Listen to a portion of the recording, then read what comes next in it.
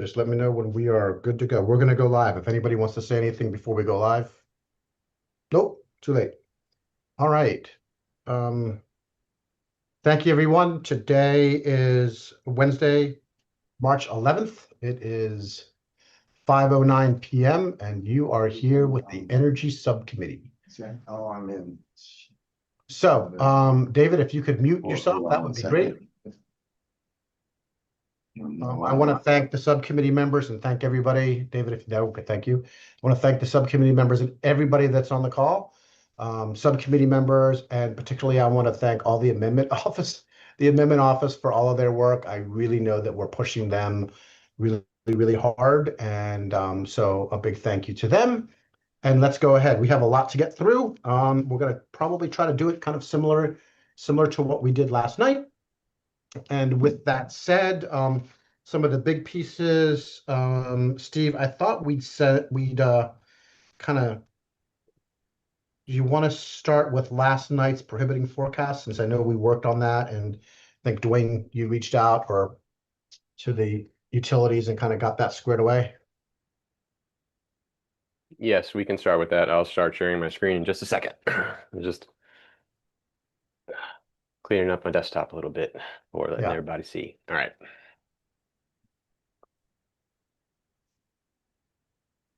Okay. Okay.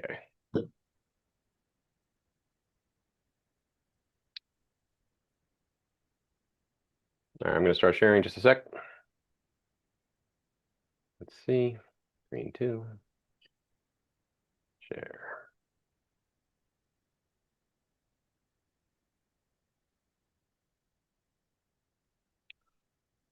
Okay. So what you're seeing up here is track changes from the amendment from last night. I'm just working on my other screen here for a second. Okay, so last night, this amendment would have, that we're discussing, something we was discussing last night, alternative forms of regulation may not include a rate mechanism that is based on a forecast test year, period. There was some concerns raised last night by BGE about the applicability of that and whether it could accidentally or inadvertently affect things like the Empower Maryland surcharge. I think that was the one that was mentioned specifically in conversations today. Speaker's office worked out some additional clarity here because that was not the intent. So while forecast test years are a term of art used in a base rate proceeding, the amendment adds in a base rate proceeding to the prohibition to make clear that that's what this is applying to. That's it. It's a clarifying amendment to do what the subcommittee intended it for it to do. Great. Okay. Any discussion on this updated amendment? Move this amendment, Mr. Chair. Thank you, Delegate Allen. Okay, thank you both. Is there any more discussion? Seeing none, all those in favor signify by saying aye. Aye. Aye. Any Aye. opposed? Any abstentions? Amendment carries. Thank you very much. Okay, I'm going to save this off. Just give me 1 second.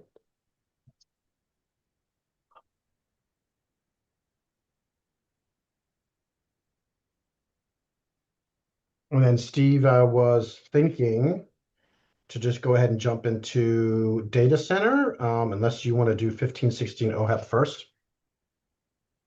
Let's do data centers. Okay. Well, data center transparency or yeah, large load tariff? Which would you prefer? I think we should let's go with data center transparency. I'll pull up that amendment. Okay, great. Thank you, sir.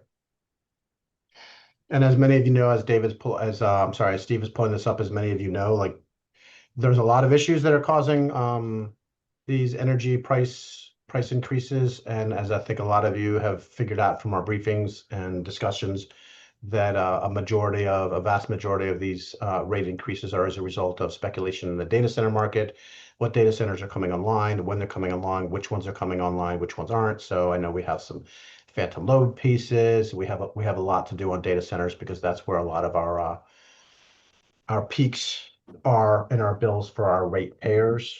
Obviously not all of it, but a significant amount of it. So we're trying to get this piece as right as we have the power to do.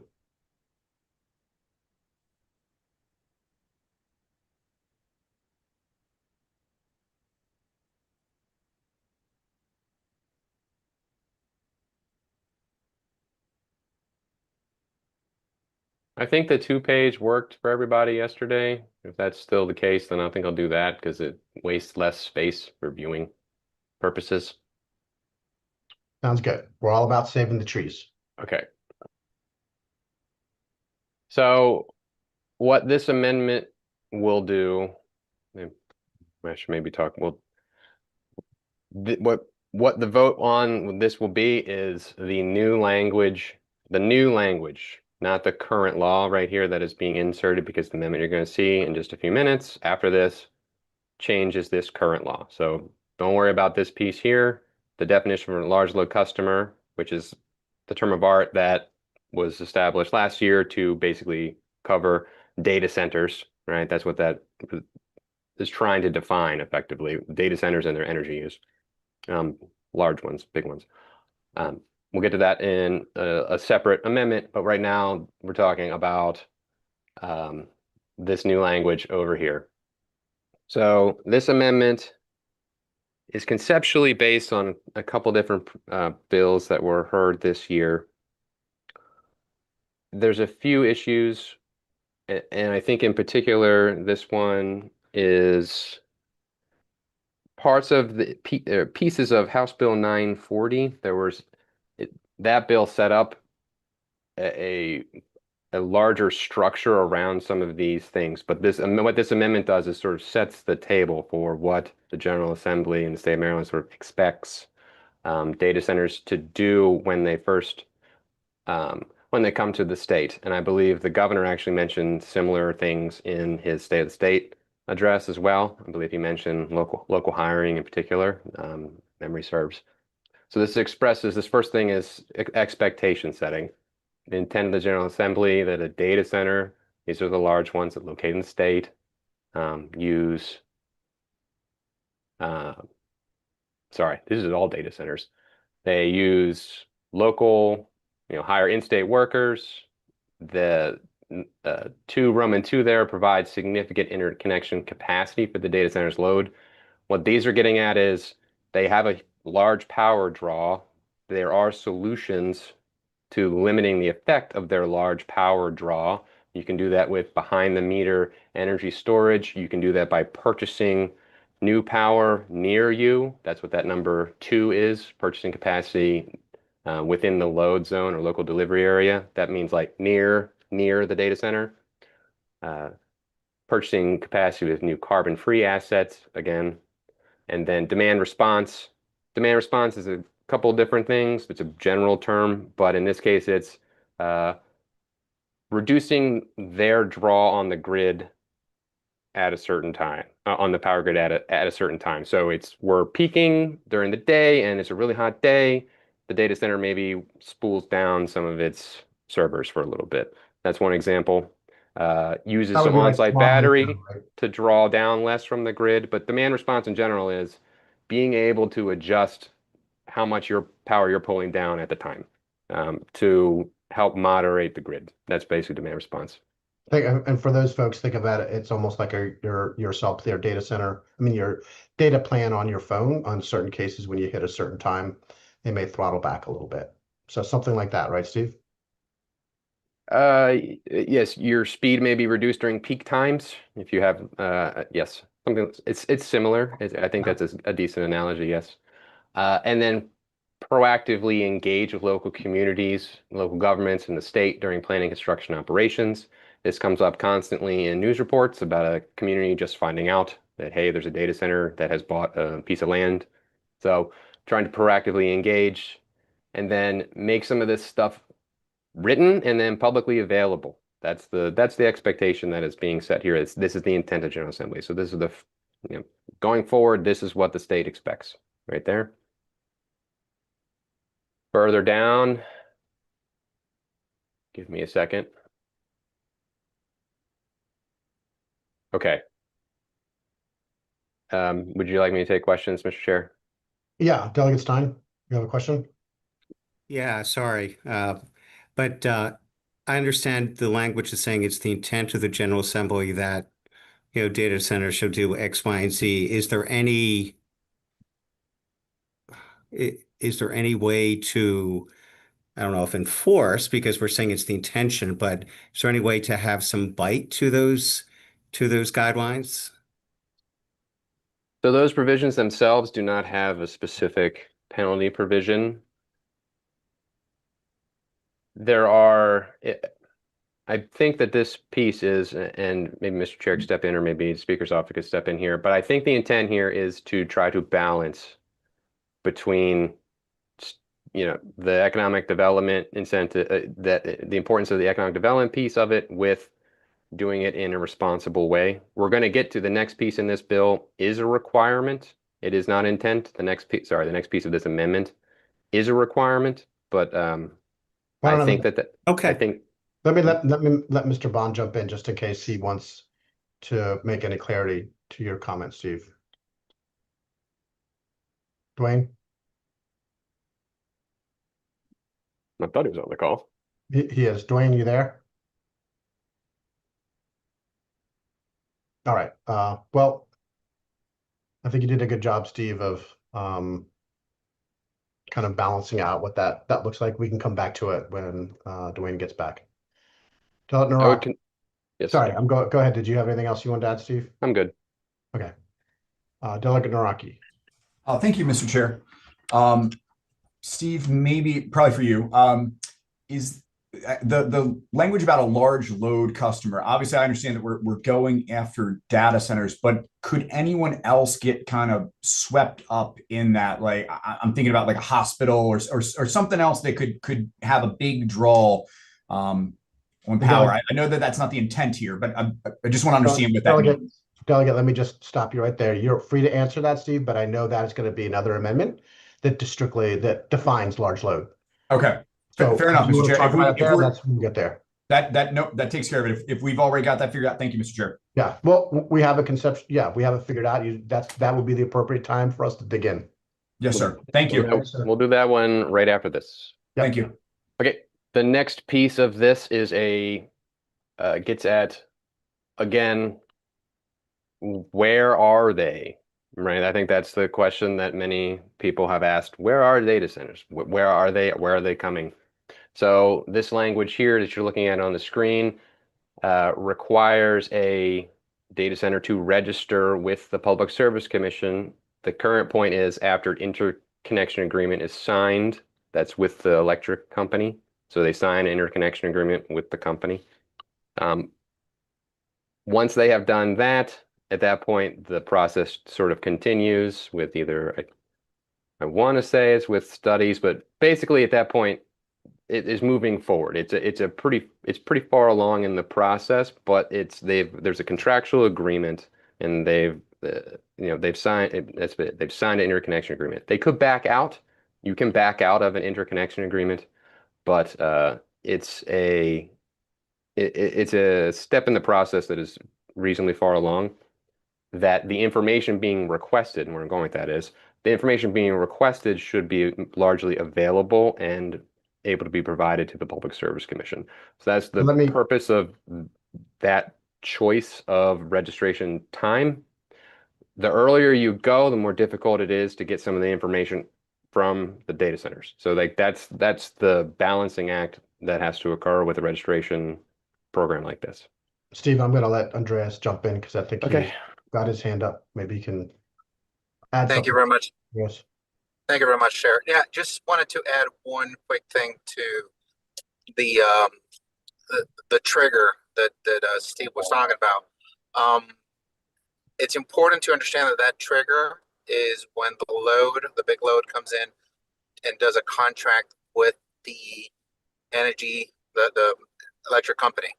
And at that point, also that load gets feed into PGM, which is important for them to understand what the actual load forecasting is.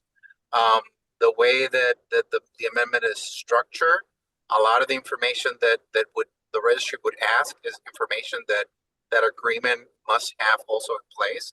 So we're not asking for new data or data that is outside of the norm. It's actually data that they should already have most of it ready to go when they're signing their agreement. I do want to point out that, as Steve said, when a load comes in, a load can actually do these agreements in multiple areas. But that goes to the phantom load conversation, which is at least we'll know when they're shopping around that load with this registry, and also have a better understanding as to what the actual load is, which LSC is going to be impacted, where the information is coming from. And so it gives us a lot of better information to understand the reality of in the system. Thank you. Okay, let's seeing no questions. Let's keep on going, Steve. Okay. And so this registry, one thing that's also in here that we were, the previous page was looking at some of the other information, but I wanted to mention here that this includes projected use of water. I know that has been a concern for members of the committee, and we've heard bills about the data center's use of water. It's not just electricity, it's also use of water. So that is in here as well. And then want to double check. Yes, okay. And a map displaying the approximate proposed location as registered with the commission. There is a potential concern about the exact location in some cases, perhaps if it is a national security interest, or for the same reason there is pushback potentially on showing substations on a map that we heard. Potential same security. thing, same basic thing. So it's the Public Service Commission that's publishing this. It's their job to not disclose national security issue, right? Like, so that's the basics. Register, tell the major pieces of it, electricity use, water use, and then PSC collects all of it. So those are the two pieces of this amendment. That's what I have on data centers. Okay, great. Delegate Naraki. Thank you, Mr. Chair. This is a question about water. Is just because I don't know enough about this, about the data centers, I haven't focused on that. Is it a fairly predictable amount, or can that range, based upon whatever's happening at the data center that month? Just curious, like, would they be able to report, say, a range that they think they would use? That's kind of what I'm asking there about the amendment. I don't know the specifics of the permit. However, data centers mostly use water for cooling. So it is related to how hot it is outside and how much their projected load is in the period of time. But it's mostly used for cooling. So it's related to how hot or cold it is. Okay. And it also depends, Delegate Naraki, whether it's a closed loop system or an open loop system. Sure. Depends on how you cool. There are several different ways to cool. But Andreas, I saw your hand up for a second. You probably know more about this than. No, actually, you guys explained it fairly well. You could technically say how much water they'll need based on the system, but it's never an exact number. You may have a range, but it really depends on load, depends on time of year, depends on how much cooling, depends on what the load is being used for. And like Chairman said, depends on if it's a closed loop and an open loop. There's a lot of variables into it. Technically you could, but it's not an exact science right now. And thank you, Andreas. I guess the reason I'm asking that is because the way that this reads to me, it feels like they're supposed to say a specific amount. I mean, it says the amount of water that would be used each month. That feels like you're asking for a very specific amount of water that's used each month. And that's why I'm asking, could there be a range that, if it's hotter during the summertime, do you need more water to cool during that period of time versus the winter time? And sorry, Chairman, just to answer that question. Go ahead. It's because it's a monthly number, it is possible to say a range, right? Right. It's not that, and I understand the concern that it might read like we want a specific number instead of a range.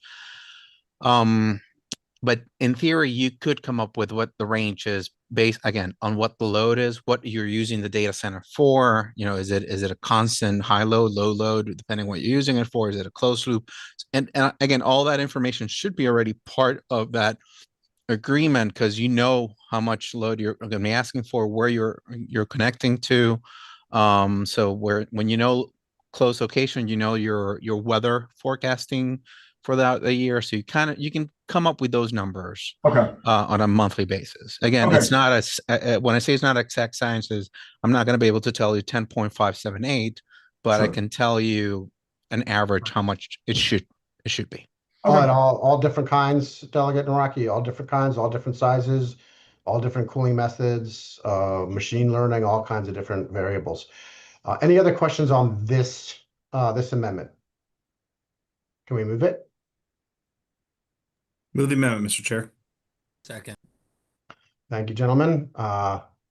Any further discussion? Okay, seeing none, all those in favor signify by saying aye. Aye. Aye. Any opposed? Any abstentions? Great. Okay, so Steve, I'm thinking what makes sense now is to address Delegate Naraki's load tariff. Do you agree? Do you concur? I think that makes sense to cover that, as we're in the same basic Family. topic area. Just give me 1 second to pull up the amendment. So while Steve is doing that, I just want to let everybody know, I think that we're trying to act in somewhat of conjunction with some of the other jurisdictions, just so we're on the kind of the same page. That kind of helps with competition and just trying to keep the region in a similar size. And Steve, you look like you're ready to go. Yes, just 1 second to get the 2-page again. It resets it every single time. What am I missing? Here we go. Okay, current law. Okay. So what this amendment is doing is changing current law that was established last year in the Next Generation Energy Act. That bill established a requirement for PSC to create a tariff for large load customers to basically make them pay their fair share of their costs to upgrade the system for these large customers. The scale of data center, like how much load they pull down and how many of them there are, is basically unprecedented. So states are getting out in front of this. This last year was very proactive to start the process. What this is doing is it's making some changes to it. Now we'll walk through that. Okay, so last year the term that captures the requirement to be under the tariff that makes you pay your own costs is a large load customer. That's the defined term. In current law, it has or is projected to have an aggregate monthly demand of at least 100 megawatts and has or is projected to have a load factor of over 80%. What does that mean? Okay, 100 megawatts is a very, very large load in any context that is not a aluminum factory or a data center. So for example, there are no operating data centers at 100 megawatts in Maryland right now. The one in Frederick, when it is fully scaled up, will be more than 100 megawatts, but it is a very large number. All of the power drawn by every business and every person in the state and on the hottest day in the summer is 13,000 megawatts in Maryland. So 100 megawatts is a pretty big chunk of the overall pie. Slice of the pie, sorry, mix my metaphors there. Okay, load factor is just how much of, that's your max, 100. You're pulling as hard as you possibly can, pulling as much power as you can through the wire. Load factor is just how often are you pulling that maximum, or effectively what's the average. If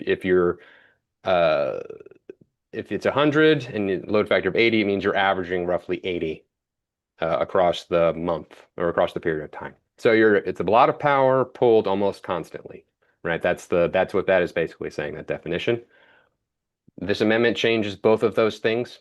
It takes it down to 25 megawatts, which is still a large customer.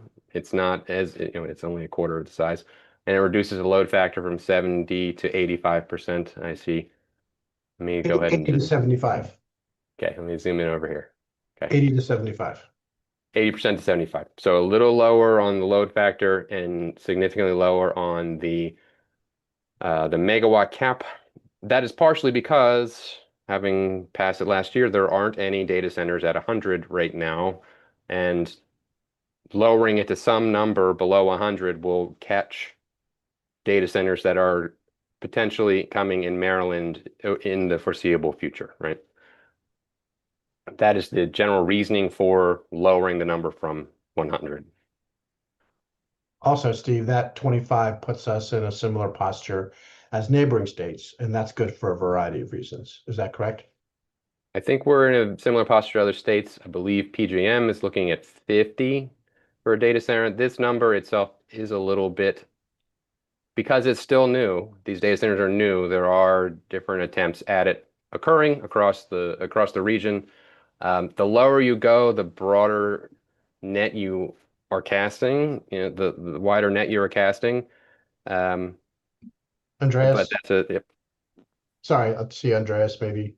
Yeah, no, so to your point, Chair, it's so 25 states around us. I think Virginia already have passed it. Pennsylvania is looking at 25. Illinois, which is also within the PJM, I believe they're already 25. PJM is not officially a number yet, but they're looking at 50. And the federal government has not been looking at that, has not officially put a number yet either, but they're looking around 20. So 25 is a good number. It's actually a good number for the states around us, because we need to also think about the RTO and what we're looking around in our area. What you'll see differently probably from state to state is that load factor. And again, as Steve and as Chairman has said, it's, this is new, right? So we're trying to get to a number that makes sense. The 25 is easier to justify. The load factor is in reality because a lot of these data centers do fluctuate depending on the type of data center that they're working on. So that's the approach. Thank you. I will just point out there is a grandfathering clause in the current law. I'm gonna call it that. I want to find it for you. Okay, it's right here. This is the new tariff, the specific rate schedule. Does not apply if it's an existing large load customer that has signed a service agreement on the effective date of the schedule, which will be soon. PSC is coming out with it soon. So existing customers that as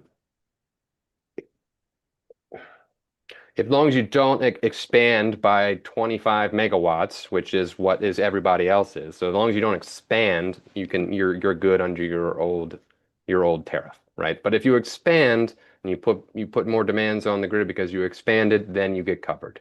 So that's the basic, that's how it works under current law. I just wanted to point that out because it wasn't in the kind of the current law that showed up in the speaker's bills introduced this year, but there is a built-in grandfathering clause to this. And I wanted to point out the last thing here is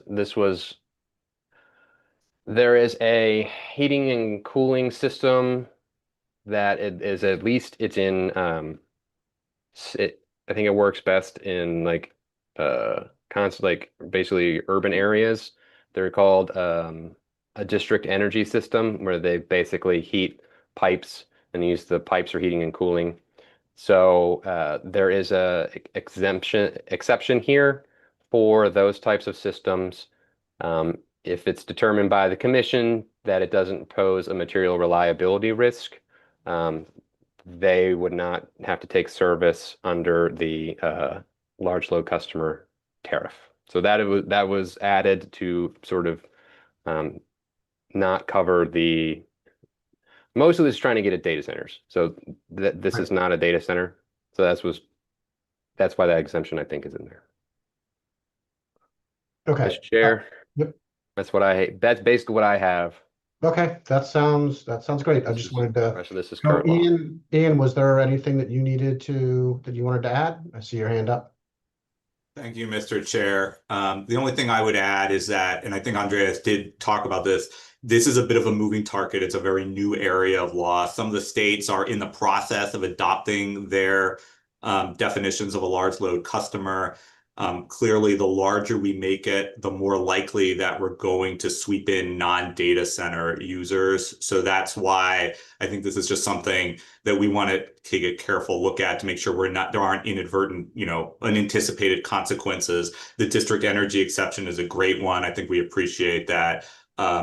but just that this is a moving target, including in some of our neighboring states, Virginia, Pennsylvania, PJM, all of them are still working on this. And I think that our view is we just want to be a little bit careful about not making it too low.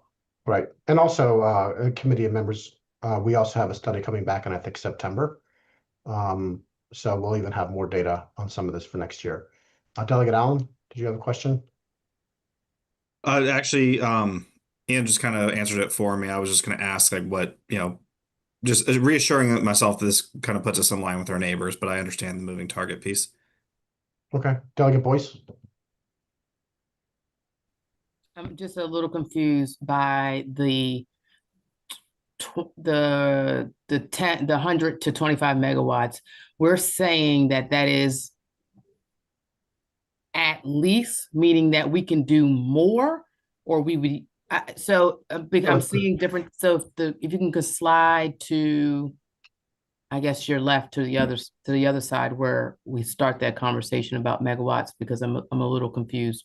Sure, let me zoom out. Delegate Boyce, if you go over that number, so if you go over the 25 megawatts, right now it's set at 100, we're going to drop it to 25, is what the bill proposes to do. So if you are a large load, if you're a data center and you come in and you're over 25, then that classifies you as over, which means a whole bunch of other things jump in. Dwayne, did you have? I guess. We're going to answer you. We're going to get you an answer. I'm sorry.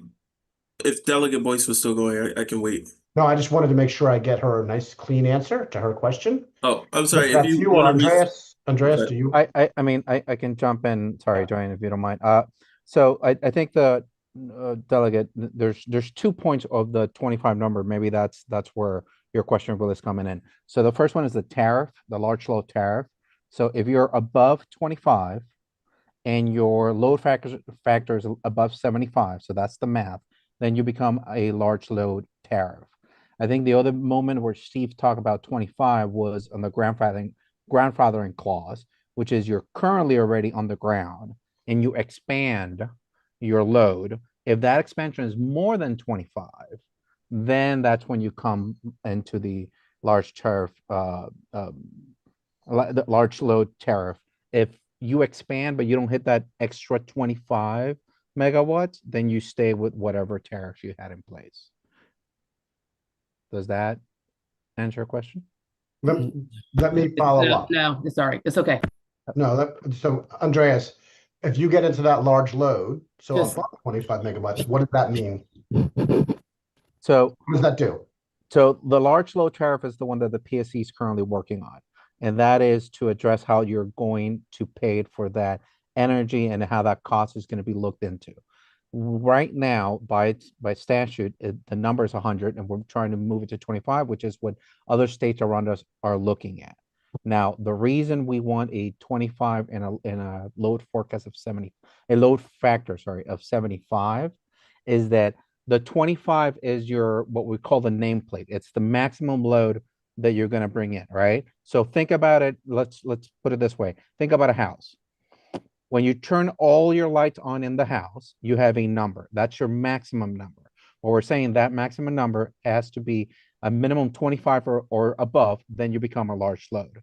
But the 75 is, imagine that now in your house, you turn in the switches, 75% of them on 24/7.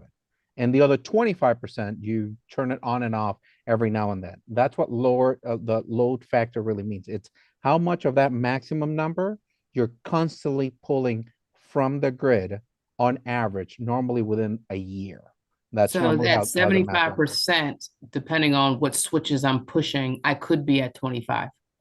Exactly. So what happens is 25 is your maximum load, but as long as, so 75% of 25 is 18.75. So that means that if that large load is constantly pulling 18.75 megawatts or more, and the maximum is 25, meaning that if I pull everything up, I hit that 25 or higher, then you fall into that category. That's what those numbers really mean. Okay. Okay, Mr. Bond? Thank you, Mr. Chair. I just wanted, to address Delegate Allen's concerns. Um, this bill would bring us in alignment with our neighbors. I know it's a moving target at the PJM level, but several states are pretty solidified in what number they're at. Delaware is at 25, Virginia is at 25, Pennsylvania is at 25, and so this would put us in alignment with those neighbor states. And that, if I may, and please, Mr. Bond, correct me if I'm wrong, that is really important. And the reason I think that that is so important is because, whether they're going to compete to go to one state or another, depending on how that works, if everybody's basically saying you're a large load tariff above a certain number and all that, and that number is the same, then it kind of makes it a little bit harder for them to pit one state against each other and try and say, well, we're going to bring this, and we're going to bring those jobs, and we're going to bring these jobs. Mr. Bond, is that pretty fair to say? Yes, sir. Okay, that's an important piece. Thank you. Thank you for that, Mr. Bond. Move the amendment, Mr. Chair. Okay, thank you. Second. Any questions? Any more discussion? Okay, all those in favor signify by saying aye. Aye. Any opposed? All right, motion, there was no opposed, right? No, okay, so motion carries on that amendment as well. Okay, Steve, we have some more. I'm gonna kind of leave it as to pick why don't you pick what you think is All good right. on the list? Bilev. I think.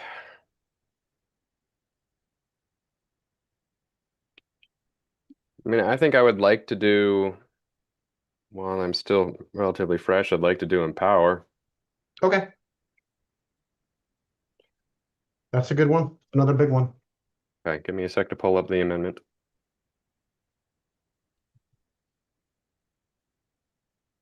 And I think everybody knows that we're just looking for some savings to the ratepayer. And there's some there in Empower.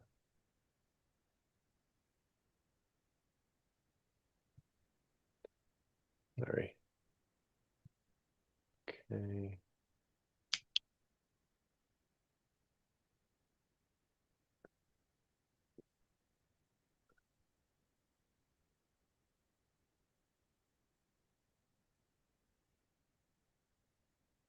Okay. So I'm going to talk a little bit about the changes, and then I will go through the current law. But in general, right now, the committee has heard about Empower Maryland on a few different bills. A few different bills have been brought up to change it in a couple different ways. But basically, Empower Maryland is an energy efficiency. Well, the current goal is greenhouse gas reductions, but it was originally established as an energy efficiency program, and the two goals basically they basically work hand in hand. Energy efficiency creates greenhouse gas emissions reductions is how it works in the statute right now. Generally, electric companies, the investor-owned electric companies, SMECO, which is the state's large co-op, and Washington Gas currently participate in Empower.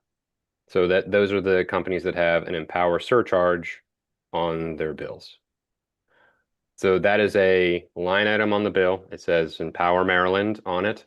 It includes the costs of Empower Maryland on it. It does not include the savings that occur due to ongoing energy efficiency gains that have occurred over the years. It does not show the cost, but the savings of a substation that wasn't built. It does not show the savings to a customer that just has lower energy use because their house has been insulated or their heat pump is more efficient. It doesn't show those costs. It doesn't show those benefits. It only shows the costs. So what is on customers' bills is the line item for the costs that it takes to run the programs for the utilities. And I should also mention for DHCD. DHCD has a low and moderate income goal as part of Empower. What they do is a little bit different for those customers. It's a little more of an overall approach. is a relatively small goal, but this bill or this amendment does not touch the DHCD portion at all. So what Empower Maryland goes on a 3-year cycle. So it's every 3 years there's goals that you must meet for to basically reduce electricity to reduce greenhouse gas emissions. So a 3-year cycle. 2026, 7, 8, 9. Actually, I almost had it memorized, but let me double check. Okay. 26. 7, yes, okay. 2027 starts a new cycle. Do I have that? I'm blanking a little bit, I'm sorry. 7, 8, 9. Yes, right. Looking for it here.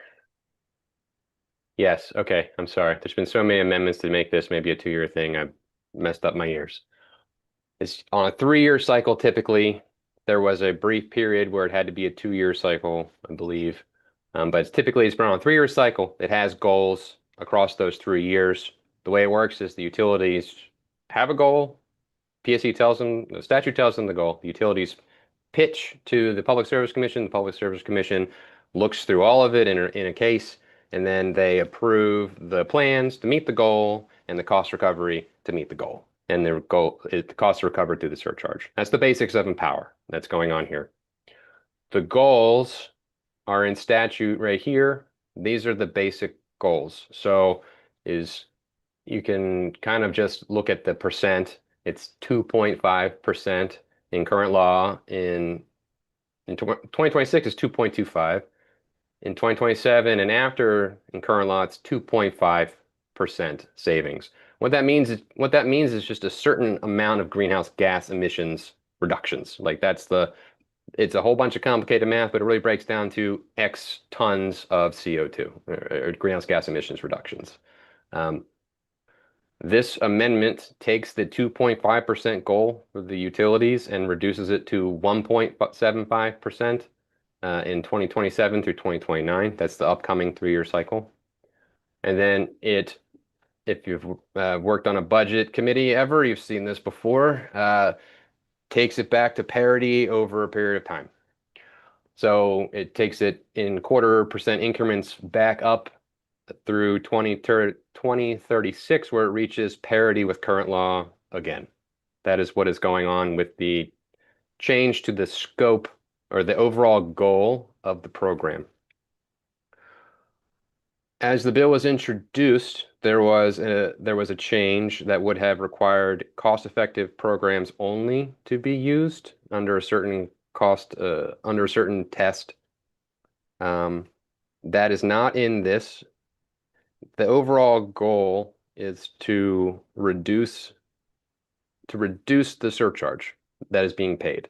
There are multiple ways to do that, but leaving the commission discretion to approve sub-programs as part of overall cost-effective program remains in the bill. It was under current law and is under the bill in its current form, or the amendment in its current form.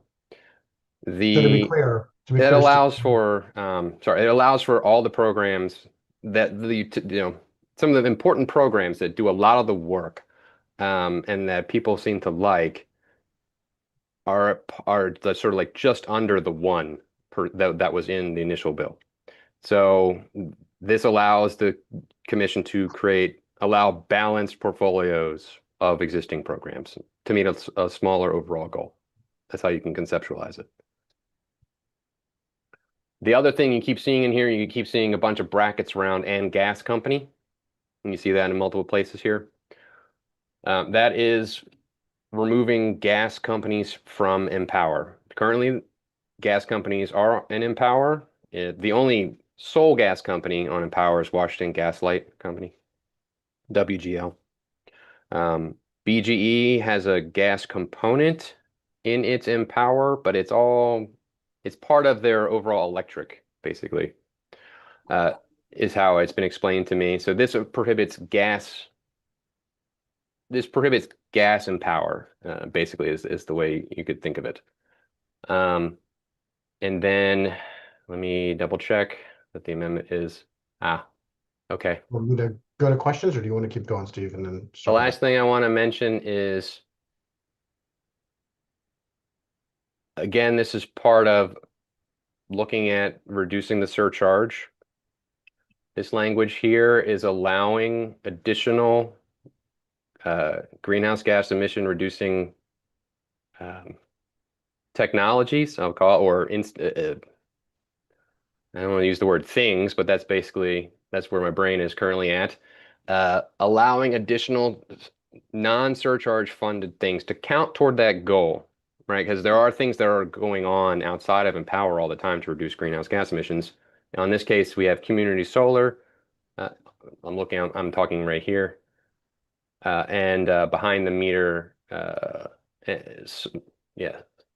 community solar and solar energy generation facilities.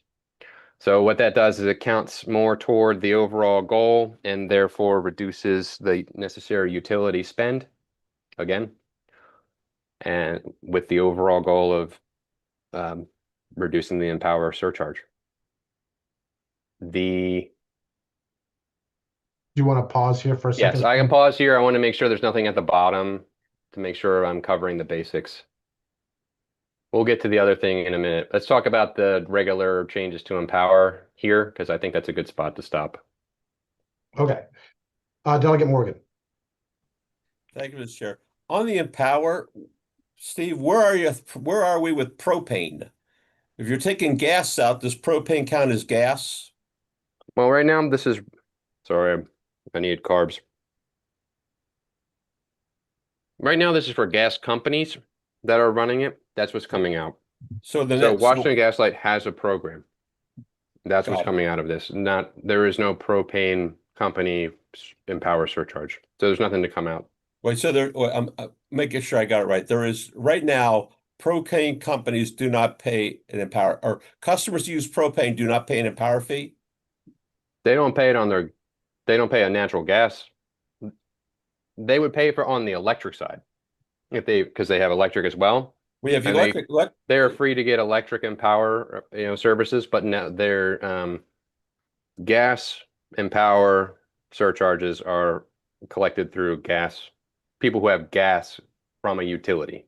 So if I heated my house with propane, the only Empower fee I pay is the electricity to pump the propane, correct? Yes, it would be the propane furnace. You would pay the electricity that's running whatever is burning and blowing the heat. Yes, that's it. Blower. Thank you. You'd be paying for the blower, right? Because there's no pump really for the propane as much as it is just, it's under pressure already. Sure. So just spinning that. PSC and OPC raising their hands. I see. Okay. Mr. Lapp, did you have anything you wanted to help clarify? I'm just oops, let me turn the camera on. I can, whoops. I'm trying to understand the community solar. Are you intending to have the utilities get into the community solar business? I mean, I'm what does it say under 7223? Are you talking here? Were you describing here? I believe the intent is no, to not have them own or get into the generation owning business. The intent is to count community solar or solar that is in their service territory toward their portion of the goal. It is not to have them, again, Dwayne, I believe we had conversations about this. The intent is not to have them own generation. That's just not a backdoor attempt at utility-owned generation. That's Okay, not. My understanding is that it's not. Mr. Bond, did you want to weigh in? Yeah, so just to clarify, this is if net energy metering or community solar projects are built in that utility service territory, those projects are, reducing the need for projects that may not be that may be gas emitters or transmission projects. So the argument is those projects do reduce greenhouse gas emissions, and they should be counted towards the goal. I guess if you go up to the beginning of 7223, I'm not sure that that's the way that language, I think I saw it before. Yeah, here.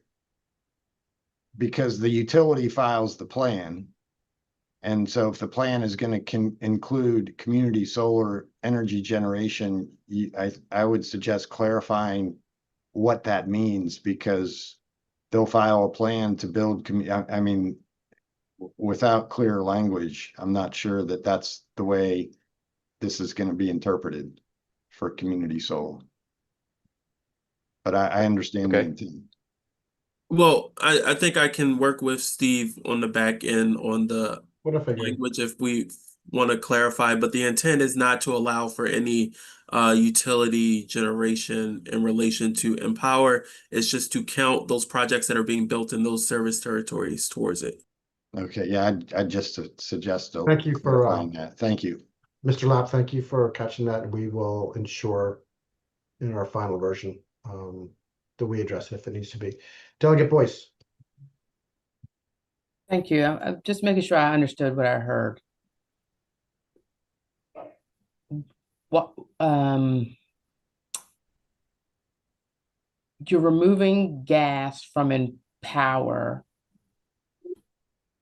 but then you said Washington Gas only provides gas. They don't provide electricity. So I'm just struggling a little bit. So I'm a BG&E customer, which means they provide my gas and electric. And so what I think I hear you say, the savings is in that I will be paying an Empower charge just for my electricity as a customer.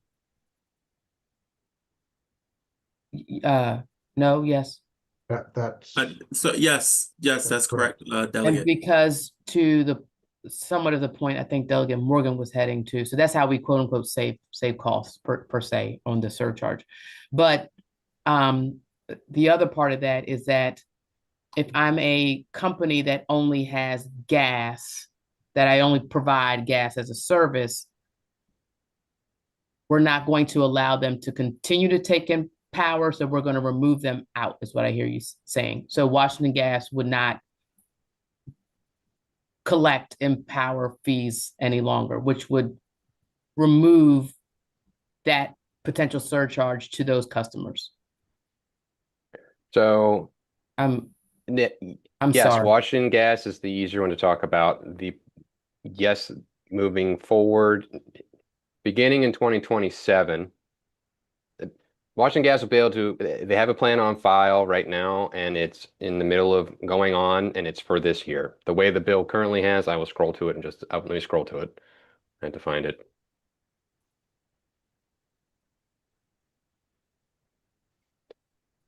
Now, where is it? Sorry, it's a long statute. Here we go.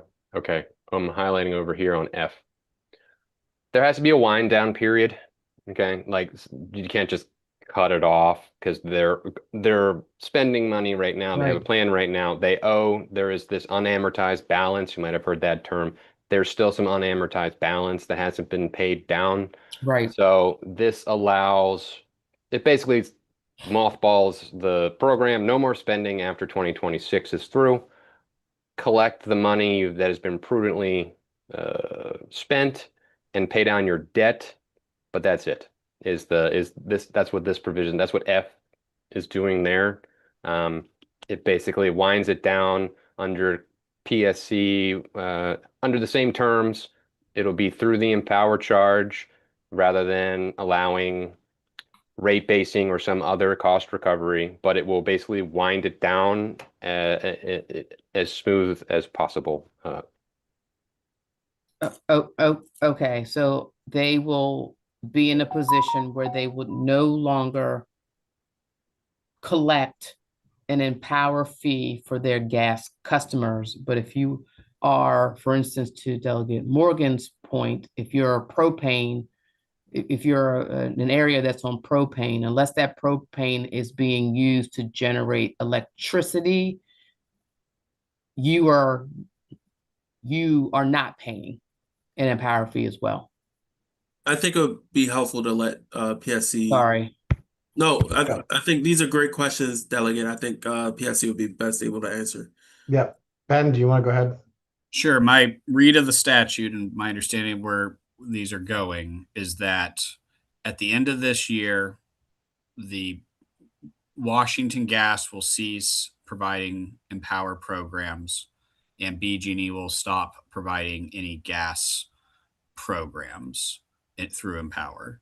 Okay. They will still, though, so those surcharges will come off. But what will continue is very important is this last part of the sentence where they're discussing the unpaid and unamortized costs. They will still need to collect those unpaid balances from customers, which should run through about the end of 2030. And if you give me a minute, I can pull up what my estimate of those costs are. It's going to be about $1 to $2 a year, or $1 to $2 a month. So how does that help with efficiency? As we said earlier, efficiency helps us then cut down on greenhouse gases. If we're removing programs, how does that, even though we've lowered our percentages, how does that help us with the efficiency generally to continue to cut down on greenhouse gas? Okay, so that question I would say is that the gas companies would no longer be doing that, so therefore that would be an area that is not happening. But if Mr. Bond has, let Mr. Bond answer that. Yeah, I'll speak to that, Delegate. Appreciate it. So being forthright here, we are cutting the Empower program, cutting it down. We're not cutting it fully, and the reason is that we're trying to give ratepayers short-term savings. And even though Empower is a very valuable and necessary program, we are, due to circumstances that are beyond the state's control, the data center boom, federal policies, what's going on internationally, electricity prices and energy prices are rising significantly. And the state does not have many levers or avenues it can pull to reduce, energy costs in the short term. And so Empower is one of the few things that the state does have control over. And so we are trying to trim the program in a way that still maintains the integrity of the program while acknowledging the reality that our ratepayers are facing right now. Right. So, but when we get out of 2027 to 2029, those greenhouse gas percentages go back up to the 2.5? Yes. So then when we get back over up, time, they head back toward where it was. right. So in doing so, this is where we talked about ramping up programs that I guess are doing well, and potentially, it sounds like with the exception of DHCD, essentially eliminating programs that may actually be helping to reduce greenhouse gas. The bill doesn't eliminate any specific program. The bill does limit the Empower funded goals. So there's a universe of energy efficiency that can occur outside of Empower, but the bill in its current posture does limit the Empower goals over the next several years. Yes. Doug, it's time. Thank you, Mr. Chair. Just to follow up on Delegate Boyce's comments, I understand that, with respect to the official Empower goals, we're reducing them for a couple years, 1 to 1.75%, gradually increasing them again. But I'm concerned that on top of that, we're going to count solar toward the Empower goal. So the net impact could be maybe, instead of effectively 1.75% reduction in greenhouse gases, is less than 1% if we're counting solar. I mean, solar, we've had the RPS requirements, for a long time independent of our Empower goals. So I'm concerned about sort of merging them and having the solar account for both toward RPS and toward the Empower goals. Mr. Bond, would you like to address that? Thank you, Delegate. I appreciate that concern. Again, we are focus on what we can do in the short term that will, give the most relief to ratepayers. And it is important to understand that the more solar that is built does reduce greenhouse gas emissions. And it is important that, we are tracking that as well and including that in our greenhouse gas emissions goals. But I appreciate and understand the concern. Okay, thank you. Is there any, I know the reduction to 1.75% is just for 2 or 3 years, then it goes gradually back up. In terms of counting solar, is there any limit to that? So Steve, can you go to that Yes. specific section, please?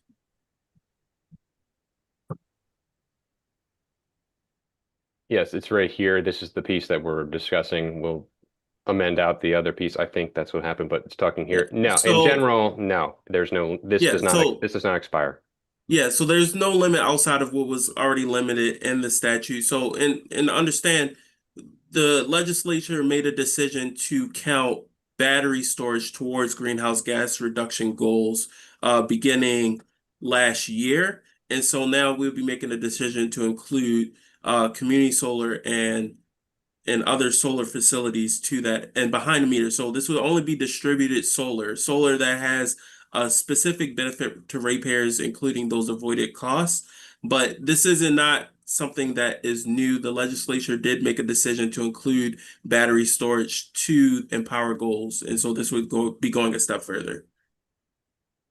Okay, thank you.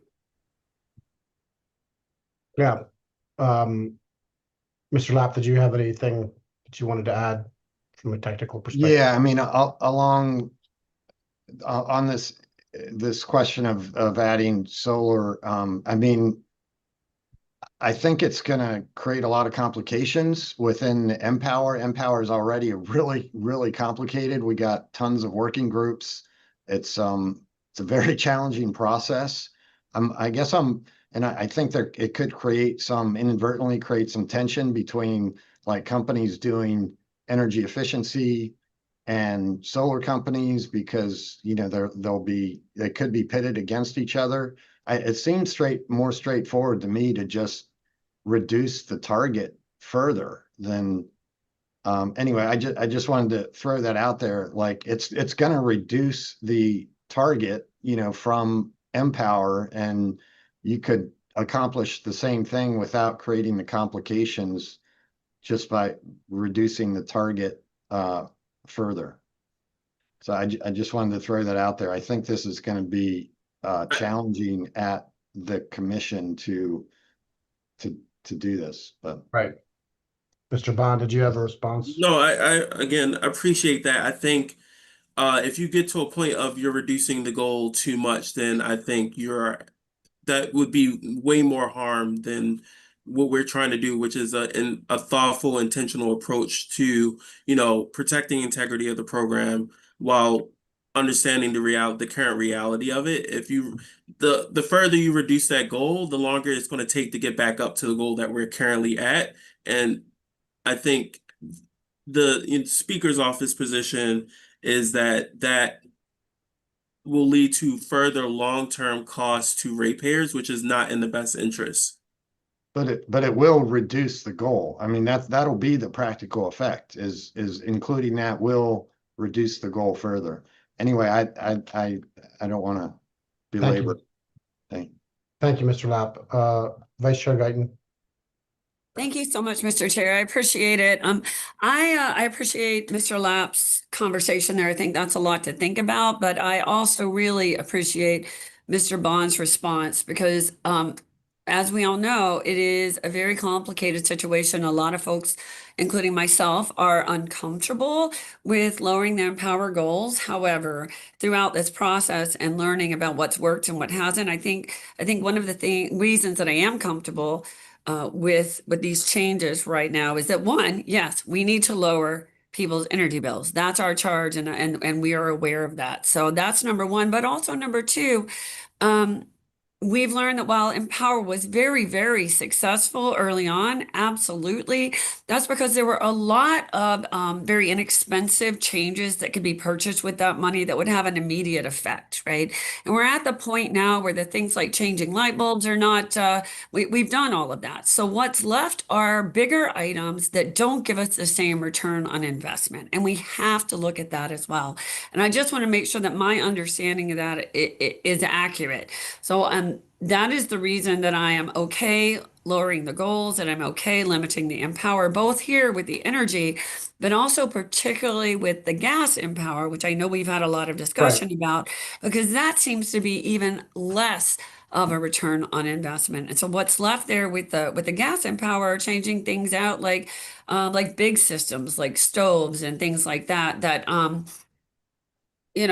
really doesn't give us the bang for the buck that some of the earlier initiatives did. So I feel like it's important because I know our environmental friends really don't want to see changes or limitations in Empower.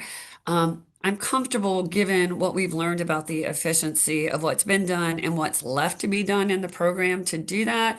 At the same time, I think this issue with solar versus lowering Empower goals is a tricky one because I would not be comfortable lowering Empower goals any lower than we have.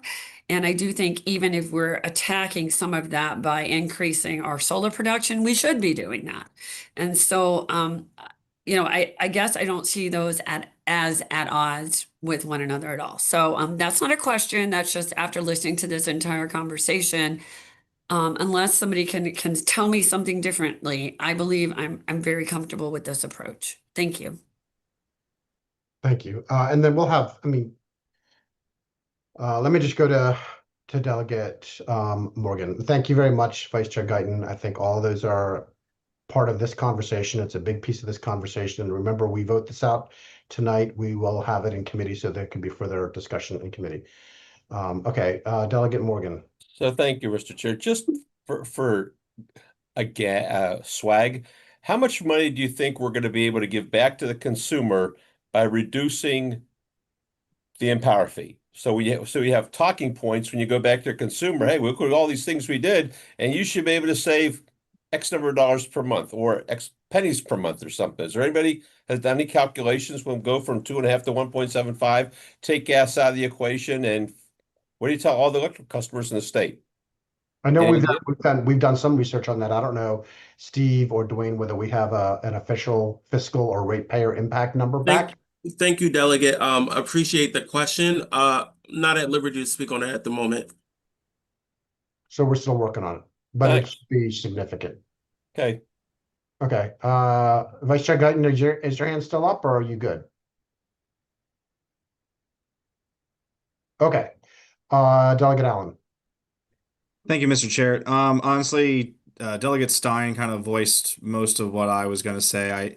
I do have my concerns about this, but again, much like the Vice Chair said, I also don't feel super comfortable further reducing Empower. So, given those choices, I think this is an elegant, maybe not an elegant solution, but it's certainly a solution that I think we can all live with. So.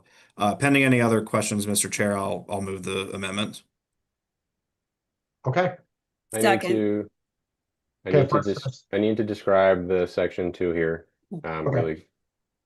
Why don't you do that, and then we'll also have some discussion, some further. This is a request for information followed by an RFP on looking at a third-party administrator, overarching third-party administrator to run Empower.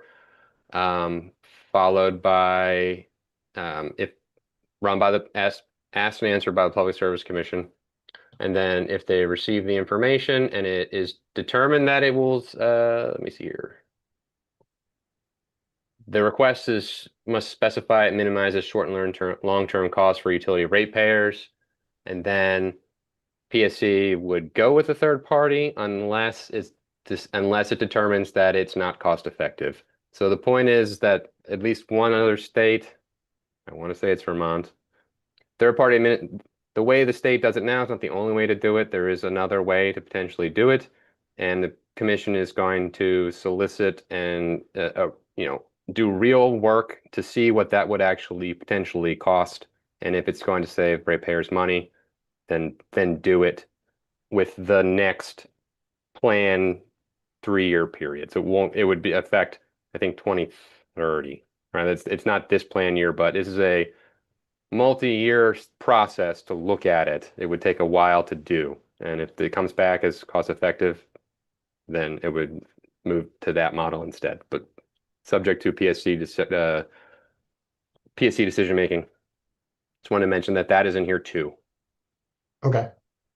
I think Delegate Stein, you had a question about a couple of pages, just to make sure we captured everything. We talked about everything. Yeah, it's always possible I missed it, but I remember Steve going through about, I don't know, maybe page 10 or Okay. 11 and stopping there, and then now, we're at this. Okay, I scrolled all the way. Yeah. So What I was mostly scrolling through was all of the brackets in current law that say each gas company and a gas company or a gas company. I mean, that is what is occurring through here. It's really easy to say removing gas from Empower, and it's many, many, many brackets to actually do it, and that's what all this is here. Okay. All right. Yes. Thank The you. changes that are occurring, we've discussed. All right. And that's Empower. That's Empower. Thank you very much, Steve. Look, I think that the Vice Chair said it pretty well. We're just trying to focus on limiting the cost to the ratepayer as much as we possibly can. This is obviously not ideal. It's not obviously something that we'd all love to pursue, but unfortunately, where we are right now, this is where we are. So, Delegate Boyce. I won't say much because it feels like this is already kind of done, but I guess if we're decreasing Empower, if Empower helps decrease energy use and we decrease Empower, I guess the question for us not to answer but to consider is that we're increasing energy use, and I'll just leave that there. Yep. Okay.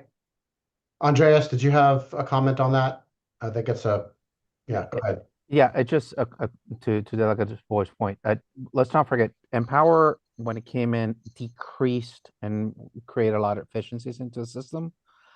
This change doesn't really mean everything goes back up. So we need to balance the increase in efficiencies that Empower already has done versus what is the next, percentage of it. I think that's the balance. It's not saying that making these changes automatically means you lose the efficiencies you already have in the systems, is whether or not the progression of the next level of efficiencies is going to be as quick or as if you left it in place. So I think there's a difference there, Delegate Boyce.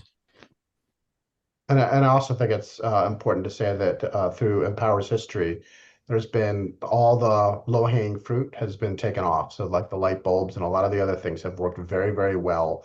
So it's just kind of a continual tweak of the program. And because of the ratepayer impact in general where we are, it's kind of an additional tweak. Delegate Naraki. Thank you, Mr. Chair. I have a bit of pause with that third-party administrator line. Could we talk about that for a moment? So what is that? Is that like a nonprofit that we're going to set up to do it? Are we looking to kind of follow the DC model? Because I know that they've had some major concerns with the third-party administrator that's sort of administering their version of Empower in Washington, DC.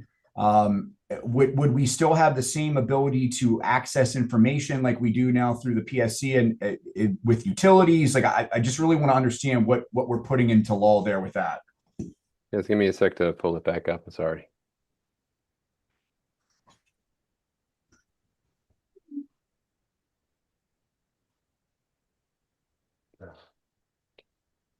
There are so many amendments that it actually sometimes breaks the system. Mr. Chair, Yes. if I may, I think it would actually be helpful if PSC were to, chime in on this, because they would be the ones, potentially implementing this transition. So if there's questions on what that would look like, I think it would be helpful to have PSC's Thank input. you. Ben? Yeah, happy to. So delegate, the third party implementer, this is something that we will have to work through over the next couple of years as we go through this process. But I think what is envisioned would be similar to effectively a third party that we have an agreement with. Basically, there will be an agreement with a third party to conduct the energy efficiency programs on behalf of the state. So the money would be collected by the utilities, and we would basically use that to pay for the programs through this entity. Today, for example, we have but we don't we don't really have a model for this in the state, but it is run in other states where they do have third parties. I do know Vermont has a version of this. I'm not going to comment on if their structure would be exactly how we are working it, but there are models where it has worked. There's models where the DC one, where I've been told didn't go as well. And so here we would be getting the information necessary to determine if it makes sense for us to go to it. But I think ideally, if we go to a third party implementer, there'd be a one-stop shop where the programs are designed and then they are operated in terms of giving out incentives to parties. I would say where this might make the most sense is programs where the contractors, instead of having to understand different rules for different utility programs, this is an issue that's come up in some of our utility programs. It would make it easier for them to interface to, they only have to operate by one set of rules with one set of incentives for the state, or maybe we have incentives vary by location, but it's still, they're dealing with one entity instead of across multiple entities. We have tried to solve that on the commission side a little bit already with the utilities, but this would bring some, I would guess, more structure to that if we go down this road. But I would say this is an effort for us to look at what it would cost and if we should do it. And if we determined it is a better cost saving approach, then we could take this approach. Mr. Baker, what kind of guardrails would exist for ratepayers to be able to go examine, say, documents that a third party group has? Like, I mean, right now, like the Public Information Act request does not extend to nonprofits in Maryland. So like, how could I, as a delegate, but as a citizen, how could I go and look and see that third party organization is administering our ratepayer dollars in an effective and efficient way? Right, that's a fair question. It's something we need to work through. That said, today the utilities administer the programs, and so your information about the programs are coming through what we have oversight of. And still today, I imagine that same relationship will exist where they're basically working on our behalf to implement these programs. I do not understand how the PIA structure works on behalf of third parties working for a government agency. So that's something maybe we would need to look into. But that said, I think if we go this way, there will have to be a consideration of what the reporting structure looks like. Obviously, I would expect there to be rules in place for how the money is spent and how that's reported back to us and how that is evaluated over time to make sure it's doing what we've asked them to do. Traditionally, this is something that would be done solely at the utility, and then we'd be reviewing via the utility. So I think these are fair questions that are going to have to get worked out as we figure out how to stand up this program if we choose to go this way. And if Delegate Naraki, if I may, I had some of these same questions. So okay, well, I'm glad, Mr. Chair, I'm glad that you and I are kind of thinking down the same pathway. Hopefully this doesn't occur, Mr. Baker, but what would happen if we had to unwind it? Because it appears to me that DC is trying to unwind their third party operator now, and it seems like they're in conversations with some of the regulated utilities there and things like that to unwind. How would that process work if that occurred? Well, I think we'd have to go through a procedure. It would depend on what contracts we have in place with this individual. I think that would be the biggest part of how that would unwind. So really, what is agreed to in that RFP and the contract we sign between that entity would basically govern unwinding. That would also, I assume, set the rules of the road for their performance and how we're auditing and checking this to make sure it's doing what it needs to do. So I would say a lot of that comes out in the final agreement that is entered into and the guardrails we establish in the beginning before this moves forward. Because yes, if it's not constructed well, as any program not constructed well is, then it will be a nightmare. And I will say, whether it be with the utilities or a third party implementer or single implementer, really the strength or the success of this is really who your contractor and your subcontractors are. we've seen programs go well with the utilities, and we've also seen them not go well. And sometimes that is just who did they select as the contractor. And I think that is still a similar thing that we have to consider as if we walk down this third party road. But I think to that question, a lot of that is going to be governed by whatever contract we enter into. And I really hope we never have to learn that outcome if we have to unwind it. Okay. Thank you, Mr. Baker. Thank you. Thank you, Mr. Chair. Thank you. Okay, we have a first and a second. Delegate Morgan, you've had several bites at the apple. We can talk about this tomorrow as well. Is there anything else that you need to ask now? Remember, we are not even halfway through what we have to do. Okay, that's what that means. All right, so all those in favor, please signify by saying aye. Aye. Any opposed? Any abstentions? Okay, motion carries. Steve, I know we have a couple of simple pieces. Maybe, I don't know what your thoughts are, or whether you. Yeah, I could use prefer something a little reverse. more straightforward.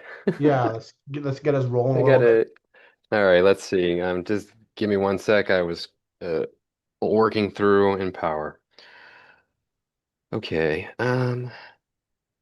We already did that one.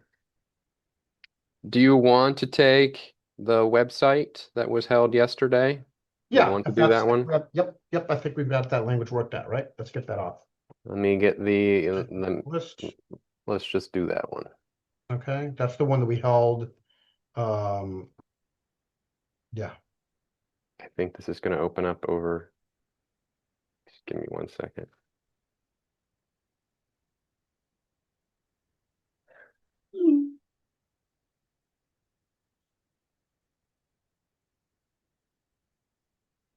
Okay.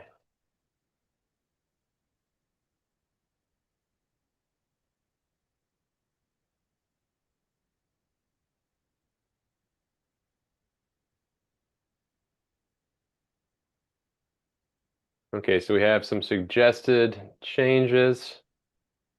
Some suggested changes to the language here. I'm just going to zoom in on one page because it's short. Okay.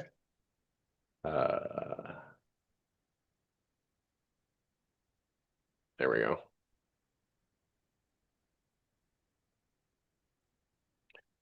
Okay, so yesterday, this language basically said the commission shall do these things. And this language has been, in terms of statute, softened significantly. Intent of the General Assembly that the commission do these things is a well, it's intent language. It's not the commission shall. So this is basically similar to the data center. It's sort of setting some expectations from the General Assembly for the Public Service Commission. All right, and this has been worked out based on some of the original concern. So I think some of the original concern related to their site in general, and Ben was describing multiple potential pins to do this. This is an attempt to reduce some of that potential burden, and also we've learned that I believe the commission is still updating its site on its own timelines, and do not want to have them somehow need to redo good work that they're trying to do. So I believe that is what this amendment is attempting to do, and this is where we currently are. Right. I think it's a bit of a moving target, but at this point, everybody's happy, and so we've resolved any concerns, and we've reduced any ability to have concerns on a ratepayer pin issue. So, do I have anybody like to move the bill? Move the bill, Mr. Chair. Second. Thank you. Any further discussion? Seeing none, all those in favor signify by saying aye. Aye. Any opposed? Any abstentions? Seeing none, thank you. Amendment carries. Okay, that's done. Thank you, PSC. Thank you, Mr. Chair. Thank you, everybody involved.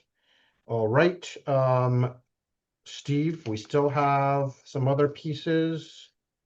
You want to do 1516 OHAP? Do you want to do anything else? The procurement, maybe? What are your thoughts? And then we still Okay, we have We need to do House Bill 1516, and maybe you can talk a little bit about it since you discussed the bill yesterday with the committee.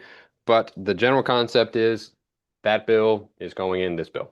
That's the amendment. I will pull up the amendment in a second, but while the chair talks a little bit, but that's the concept. That bill's going in this bill. So let me get the amendment. Right. And you all heard it yesterday. It essentially takes a lot of LMI programs that are scattered about and kind of combines them and collapses them under OHEP, under health, so that it can be managed more easily, more efficiently. And so it just kind of make sure that it makes it a little bit easier for people to apply to some of these programs. That's the gist of the bill. Pretty simple. If you want, I could just pull up the fiscal note. That might be the more straightforward way to see if there's anything related to it. Because again, the amendment is just moving the entire bill into this bill.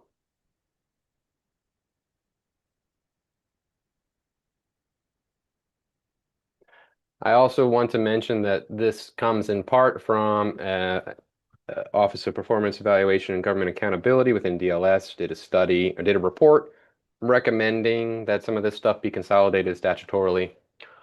That's right.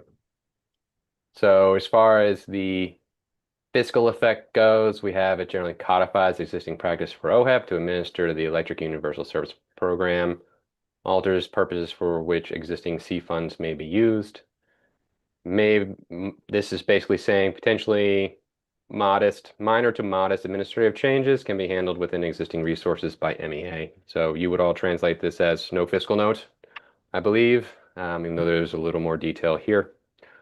In general, transfers administration of EUSP from PSC to DHS. Okay.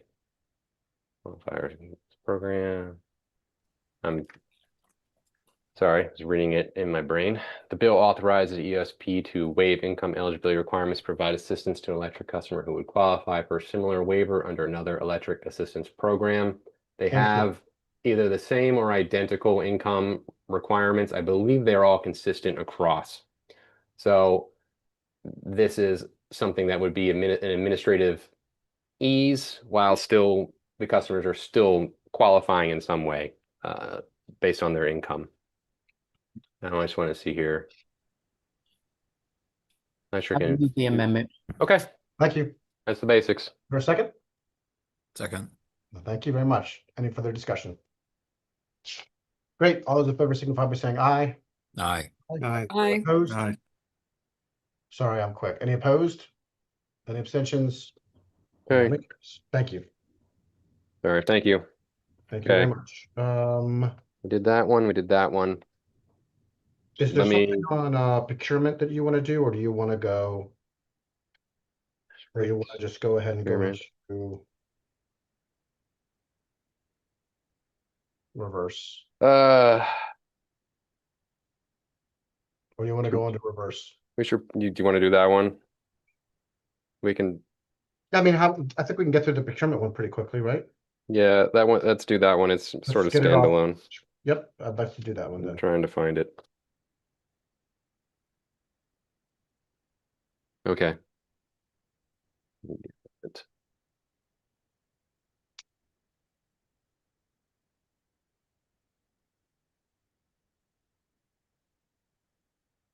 Thank you all very much. It might be good for us at some point if people feel like they need a 5-minute potty break to do a quick potty break. We can do it after this one. We can talk about whether anybody needs to do that or whether we want to just keep pushing. Let's get through this one. Okay. I will say that this amendment request came in from DGS, Department of General Services, their electricity, their Office of Energy and Sustainability, but basically the energy procurement guys over there. If you didn't know, DGS procures electricity for state units of state government. It's very complicated. I worked on a extremely complicated flow chart several years ago that I won't share now. But if you thought Affordable Solar Act was complicated, trust me, DGS energy procurement is worse. But in general, they buy power through multiple ways, and one of the ways that they buy power is through something called a power purchase agreement. And it's an agreement to buy power at a certain price. It might escalate over time. They have some of these agreements with solar farms, you know, that have gone back a decade or more. But as part of the overall power that they buy, they have some power purchase agreements. There are some, what this amendment does is allows for, subject to BPW review, allows for a waiver of a provision that is generally required in state procurement contracts, and they are asking for that because it allows the developer to more easily secure financing for a project. That was as it was described to me. I will get to the language in just a second, but that's the point of the amendment, to make it more straightforward. Oh, it's difficult to describe. It's difficult to show.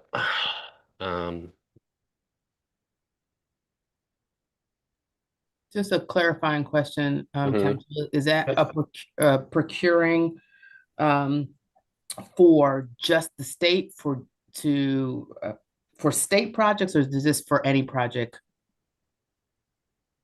It is for, it's right here, for a multi-year contract to procure energy generated from a tier 1 source or tier 2 renewable source.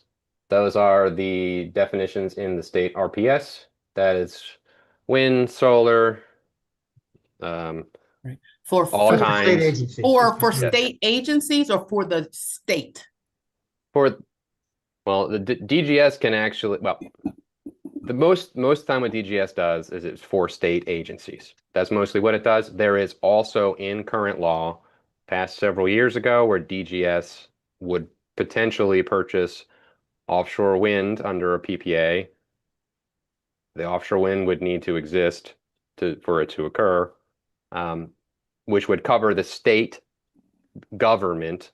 But if it also allowed potentially for DGS to find off-takers for that power. So for example, if Amazon wanted to have clean energy for its data center or for its warehouses, then it could, through DGS, off-take some of that power.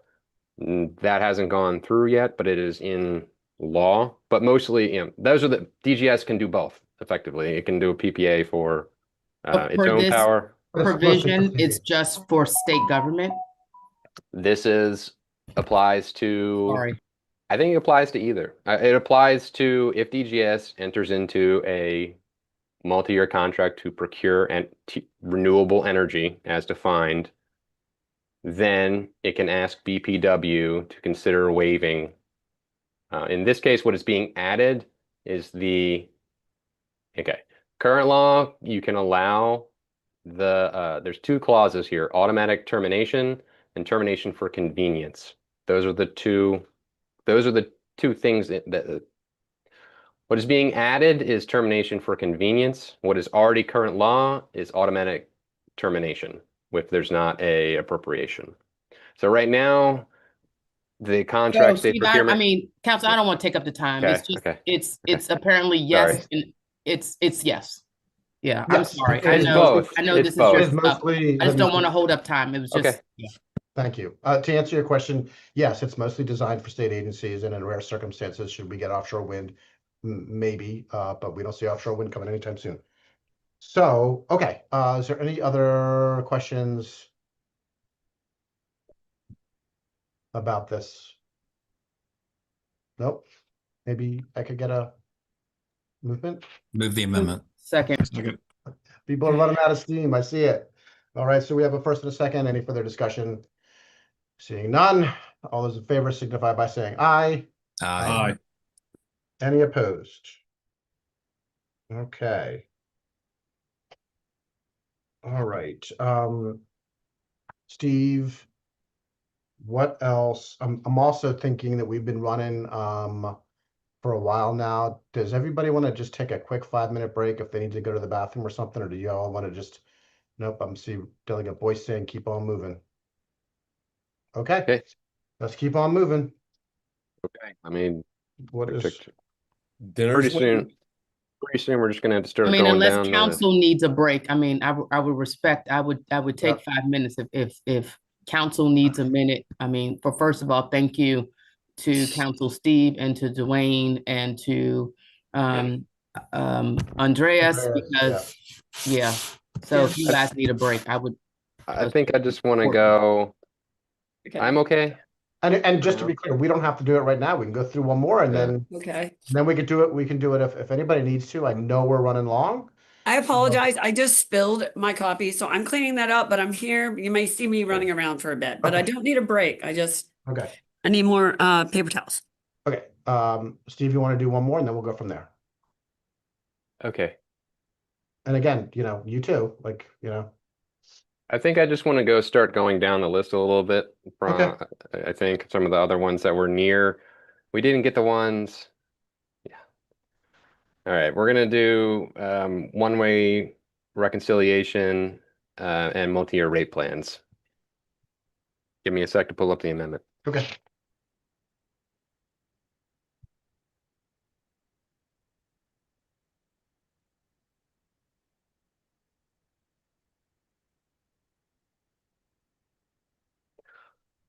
Okay.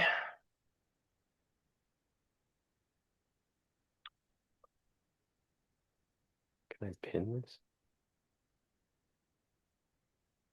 If anybody knows how to make those permanent settings, I would love to know. Okay. So this is largely in the bill as introduced. There was just some cleanup language to put it to change. I believe the original bill said customer charges, and there was a suggestion, I believe, from either PSC or OPC to make it charges to customers. That's basically the change from the bills introduced. Dwayne, do I have that basically right? I believe so. We were just changing. But can you put this in context, Steve? I'm sorry. Yeah. Okay. Yeah, let me put in a little bit of context. Last year, the Next Generation Energy Act put into law this section 4213 about multi-year rate plans, which had been started to be used under the alternative as an alternative rate making process. Right. They've been around. They've been being used since mid-teens, sometime 2016-ish area, I think. This put in some, but they're basically just occurring under PSC oversight. 213 put in some guardrails for multi-year rate plans. That's the current law you see there. That law is not that old, it's brand new. But last year, so requiring some additional reasons for PSC to be able to approve a multi-year rate plan. It also, one of the things that occur in a multi-year rate plan is what is called reconciliation. So that's year to year. If there are cost variances, you can kind of get a true up. That's basically a true up. Last year, the bill did not allow period for the true up. It did not contemplate necessarily that there could be a true up in the customer's favor. And what is going on here is that piece. You can have a true up or reconciliation in the customer's favor. Is what is sort of being you're disallowing a reconciliation up, therefore you're allowing a reconciliation down. So what this was allowed would be a reconciliation down, and then it's allowing cost sharing mechanisms,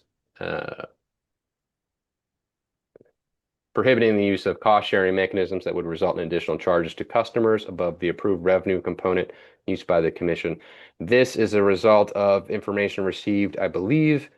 What day was that? One of the days of the energy landscape was when I first heard about this. This is a type of mechanism being proposed in one of the multi-year rate plans, and this was an attempt to sort of disallow that as a sort of a reconciliation occurring. It's just another name. It was another name for it. One of the reasons the forecast test year piece that was recently passed, the broader thing was to catch some of that kind of stuff, but this is also addressing a similar concern. I think that's basically what I have on this one. It's similar to what was introduced in the bill. Okay. Anybody have any questions on this? Nope. Move the amendment. Second. Thank you, and thank you. Okay, any further discussion? Seeing none, all those in favor signify by saying aye. Aye. Aye. Any opposed? Any abstentions? Wonderful. You guys were making great time. All right. I think there's one more on the bill is introduced, sort of that I'd like to cover just to complete my bingo Right. card here. Right, I got you. I'm with Okay. you. Some of this Okay, law. that would be the change to the nuclear energy procurement credit Yep. language. It is very, very slightly modified from as introduced. I will pull up the amendment.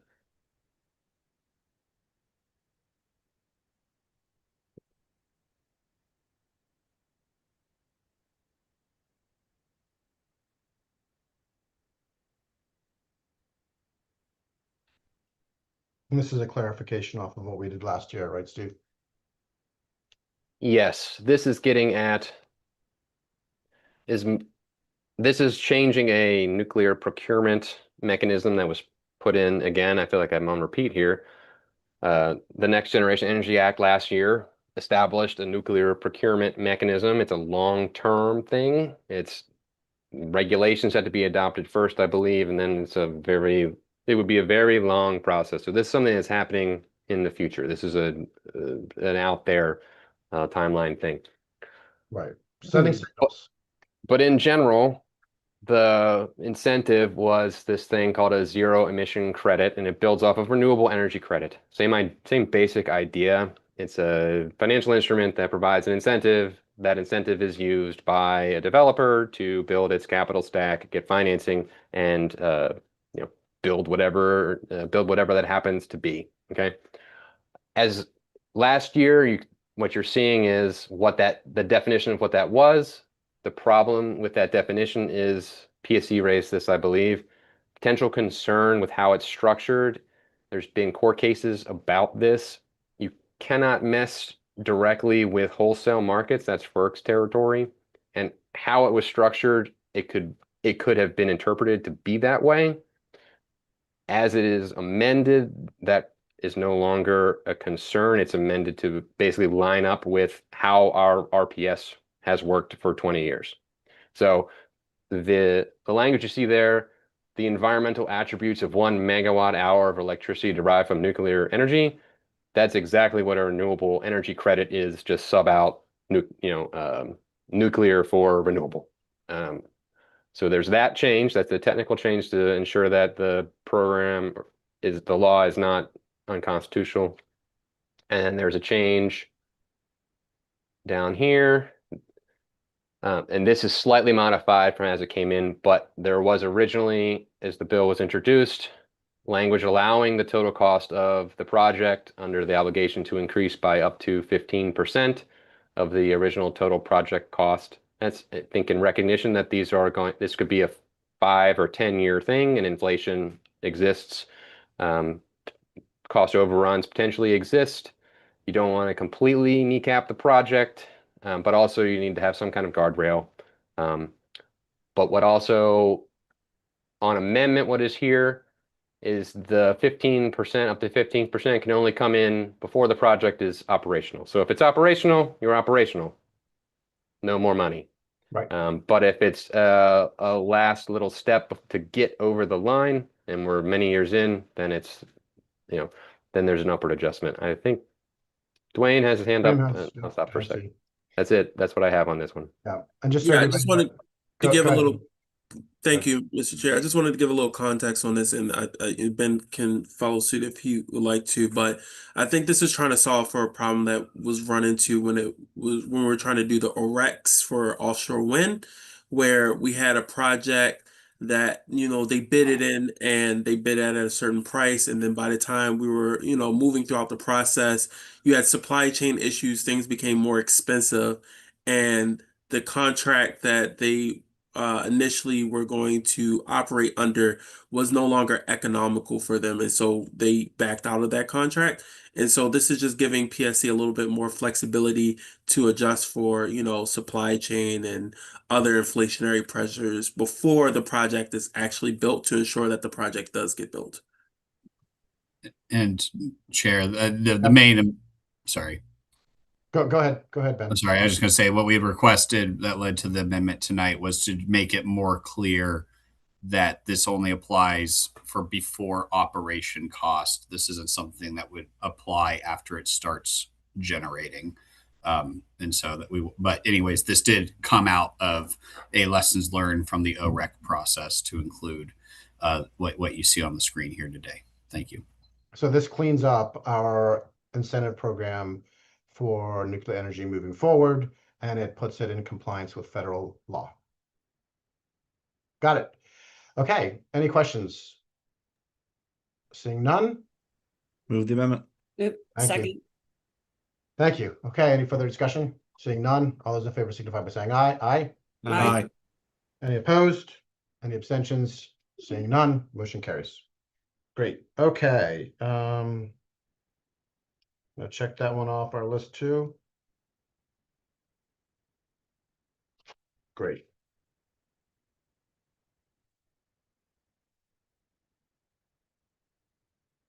All right. Are we almost ready, Steve, for some of the big ones? Or do you want to do reverse auction, Steve? 1040 amended. What are your thoughts? Where you want to go? I'm sorry, I was talking into a muted mic. My apologies. Or do you want to go to NEM? It's your call. I think I want to just want to get NEM out of the way. Yep. Okay. I have net metering. It is House Bill 1476 as introduced with amendments. Those amendments reflect many conversations with the solar industry to ensure that there is a transitionary period that allows for the solar industry, particularly the community solar industry, to continue without being stopped in its tracks due to reaching a unknown switchover between net metering 1 and what we call net metering 2, which will be established by PSC. And if I may, Steve, very quickly, you all should remember this. We had some significant discussion on this a couple weeks ago. That's where we got the very nice diagram that Steve did about how net metering works. Yes. Give me a sec. I actually had to get this, I believe, from my email. So just give me 1 second. And it was the better stick figure one. It was the step up from your stick figure one. It was different from my stick figure one. Yeah. Okay. Well, if this Energy Council thing doesn't work out, then you can always go into graphic design because we're Yeah. Thank you. Creative arts. Yeah. Okay, this is not an amendment, it is a reprint. It's what I have is available, but it works. This is going to function exactly like everything else. It's going in as a full amendment to the bill. This is a fairly complicated bill, but I mean, this stuff again, we're just going to scroll right to the part where it's actually the new language. So just so everybody knows, there were a lot of concerns that we're trying to address to make sure as we go from NEM 1 to NEM 2 with the Public Service Commission as they're working on that, just to make sure that we are not kneecapping any projects that are in the works, and to ensure that we kind of like have a period of transition so that it's not an immediate shift, and so that we don't send the wrong market signals, while at the same time starting to kind of limit some of the ratepayer impacts. Again, ratepayer, getting the bills down. All right, so I'm Steve. trying to get as large a screen as I can for everybody while still getting 2 on a screen. Okay, so I'm just going to talk about what this does because the technical details of the drafting were substantial to get it to work. But basically, what is happening? The narrative of this will be easier to understand. Dwayne, if I get some dates wrong, please help. Okay. Yep, I know this has moved around a lot, guys. So okay. Thank you, everyone. I don't want to start at the end, but maybe I'll start at the end because that's actually where it's happening. Where is it? So these are all the details for that transition period and moving forward, just so everybody knows where we are. We've discussed NEM 1 and the need to move to NEM 2, and these are all the specific details about how we're actually going to do that. I'm sorry, I'm looking for it. I haven't had a Wayne, chance did to. you have anything you wanted to add while he's? I think it might just be easier just to talk Think about we it, talk about it? Yeah, okay. yeah, holistically instead of trying to point to specific Okay. areas. I'm gonna stop sharing so we can just talk for a second. Yep, I think that's a good idea. Okay. In general, you've heard that the state is heading toward the net metering cap. I think we've heard that the net metering cap statewide is 3,000 megawatts. I believe it has been brought up that the state is heading toward that. Community solar has really taken off, and there's enough community solar in the queue to basically hit the cap. PSC said, hey, in their annual report, we're nearing the cap. If everything gets built, we're going to hit the cap. What are we going to do? Or that, like, you should address it. And what they said in their report was you should allow the commission to set some of these complicated parameters around what net metering looks like going forward. And all of that very complicated statute there is actually what that looks like, despite instead of trying to set all the parameters. So what the bill basically sets up is this piece is there's an emergency section that starts a PSC stakeholder process with industry, solar, state agencies, to sort out what net metering, I'm going to call it NEM 2, net energy metering 2. That's the Point out what that looks like, what NEM 2 would look like, what the incentive structure would look like. And there's language in the bill, and I believe in that section too. It's how much less it is going to be, basically, it's recognizing that net energy metering is solar is a mature market now. Net metering's been around for more than 20 years, but it's the same incentive structure that it was 20 years ago. So it's recognizing that, the market is not what it was, and the incentives might not need to be what they were. Okay. So that is the commission is going to decide that stuff in a transparent stakeholder process this year. And that will happen this year. I believe we get a report on it at the end of the year, but notwithstanding that report, next July 2027, for basically everyone, that's when you transition to NEM 2. So basically everyone, hard date, NEM 2, year and a half or 15 months from now. Okay. That's the basics. When NEM 2 as designed by PSC this year. So it's figured out this year. Next July, we're switching. There are, for And community solar. Can I jump in 1 second? Yes. Just so everybody knows, the reason we're going in that direction is because this is super, super complicated, and because we've raised the cap several times in the past, but now we're to the point where it's a kind of a mature tech, mature generation, and we need to make some micro changes, and that's probably best done by the Public Service Commission, not the part-time legislature. So that is the reasoning for it. Is they're used to taking everyone's written testimony and sort of hammering it out. Balancing the needs. Yes. So there are guardrails there's clear guardrails about what NEM 2 might need to look like. It needs to balance ratepayer costs with some of the benefits of distributed generation, right? It's still a balanced approach, but ratepayer and effects and costs are definitely in there.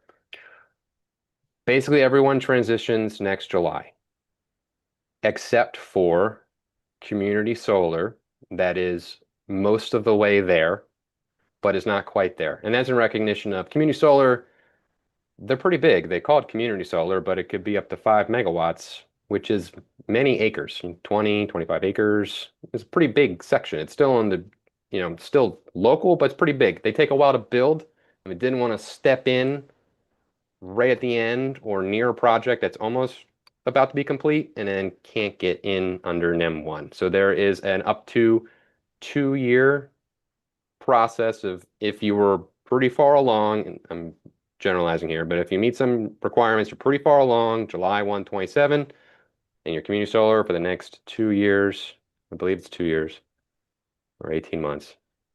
Dwayne, do you remember? There's a transitionary period that is okay with the industry for those specific projects, subject to a local regional utility cap in recognition of some of the utilities are experiencing community solar growth sort of out of proportion of their populations. So trying to allow a transition period for some community solar while limiting disparate impacts on some utilities that are experiencing it. That's Potomac Edison being one I'll of stop them. here for a sec.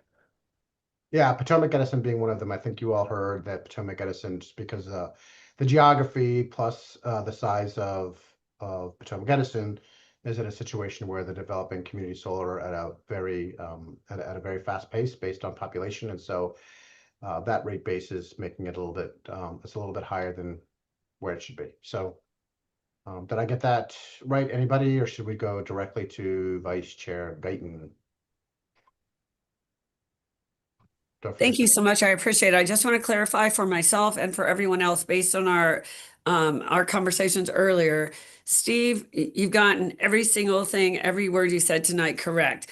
But I think what I just heard you say was that coming up in the next year, everyone will transition except for people who are for these community solar projects who are already in the process that have 18 months and or 24 months, depending on what we have decided. So I just want to verify for folks watching that you also meant that the folks who already have contracts under NIM 1 remain under NIM 1 and are grandfathered in. So we're only talking about projects that haven't started. I think that's, and maybe I heard you say that wrong, but I was just clarifying and making sure I understood. Is that correct? Okay, great. You are correct. I hadn't quite got there, or I was unclear. This is for what I'm discussing is projects that are being built. They're on the way of being built. That's if you are in the ground and starting after July 1, 2027, you're under NEM 2. If you have solar on your roof right now, if you're going to get solar on your roof in the next 3 months, you're going to be in NEM 1. There is language in the bill specifying that yes, you are grandfathered under NEM 1. It's in the code. PSC is going to be tasked with deciding how long, because like the technical definitions of like what counts as a decommissioned solar facility are actually more complicated than you might think.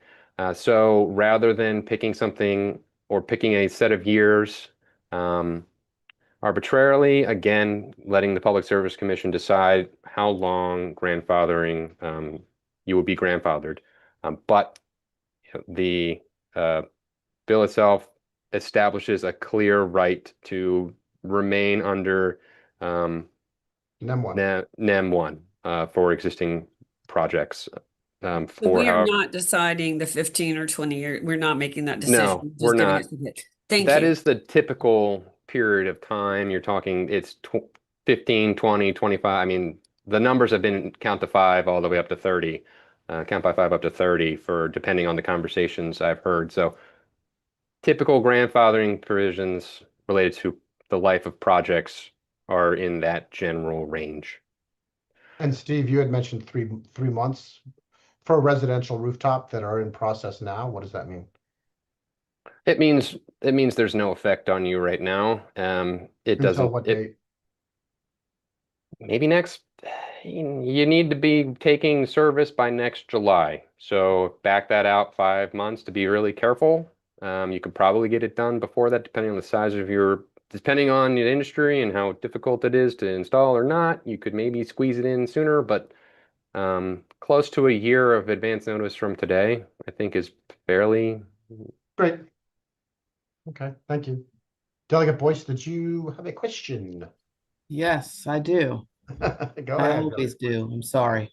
No, don't apologize. I love it. It's great. Ask. I just want to be clear because I had gotten a lot of messages about this, in that if I'm a project in the pipeline and I don't understand fully the process, I have paid or have put a deposit down based on 3,000 megawatts, but I will not be in the ground before this date. I am subject to 6,000 megawatts. I'm thinking Did I here. get that right? Mr. Bond, you want Yeah, I'll jump in. So thank you, Delegate, for the question. So, you know, we formulate these amendments based off of conversations we had with the solar industry. And so what the carve out would be is if you are in the queue as of January 1, 2027, and you have paid interconnection fee as of January 1, 2027, you will be given a transition period where you have until July 1, 2029 to build your project, and you will still be under NEM 1, subject to regional caps. So that gives them so from the date today, that gives them about a little over 3 years. It gives them time to, because Yes. they're in the queue. And then, and I hate to pull up hypotheticals, but hypothetically, if I get stuck in the queue and I can't make that date, then I'm subject to the 6,000 megawatts, correct? Yeah, so we want That's in to, them too, Cap. while we're trying to give some a transition runway to these projects, we still want to protect our ratepayers, and we don't want, the point of transitioning to NEM 2 is understanding that the incentive structure from NEM 1 is hurting our ratepayers. So we're saying we'll give you some transition time, but you actually have to build within that time, or then if that expires, then you'll be under NEM 2. Now, would they have a potential waiver if they're in a place where a local jurisdiction might give them some trouble in getting a permit?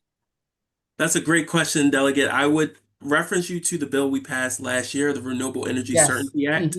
We did a lot of permitting and zoning reform on this issue, so that is not an issue anymore. That would take care of that. Yes. Thank you, Mr. Just Bond. want to clarify, when you were saying you mean, in this case, Community solar. Dwayne was talking community solar. You, the individual, are not going to have that sort of timeline runway, but you would still be available under the 6,000 cap.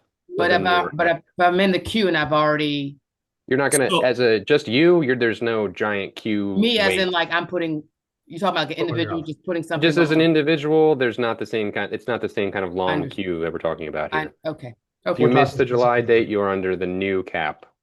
And that's because residential rooftop, there is no queue for residential rooftop. You can build as you please.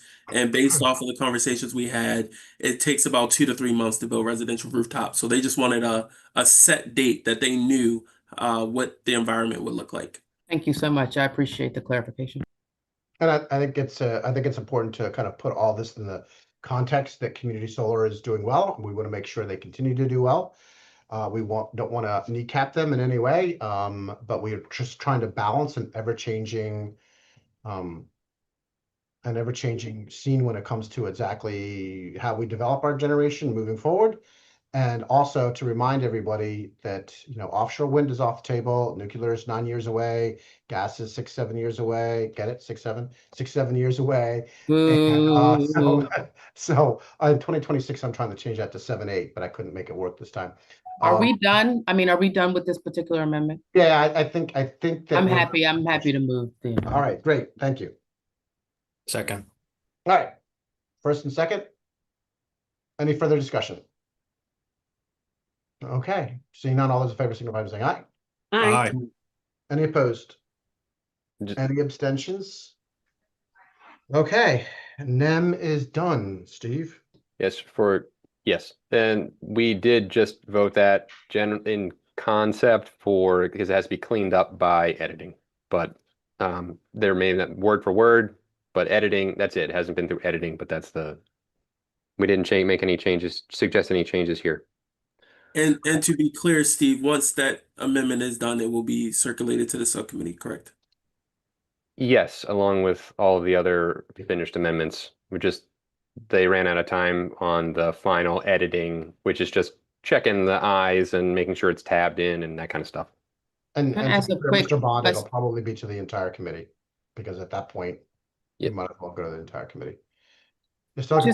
Just quickly, I'm sorry. we're getting all these amendments, but it makes no sense in context. Are we going to get an actual reprint? I know everybody's working around the Yes. clock, but I would almost prefer a reprint than the individual amendments.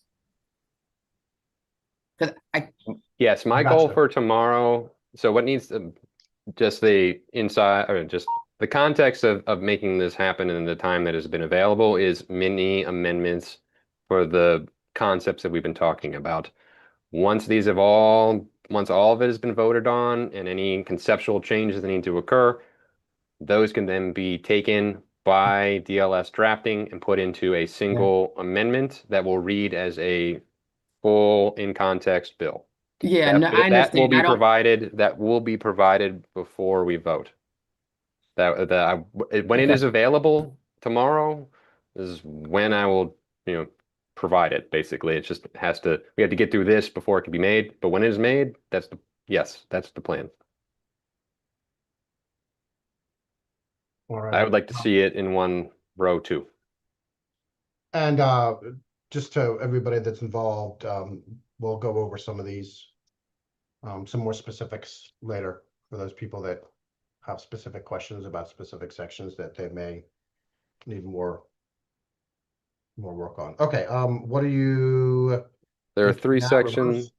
We have ATT/GETS, so the Advanced Transmission Technologies. We have that.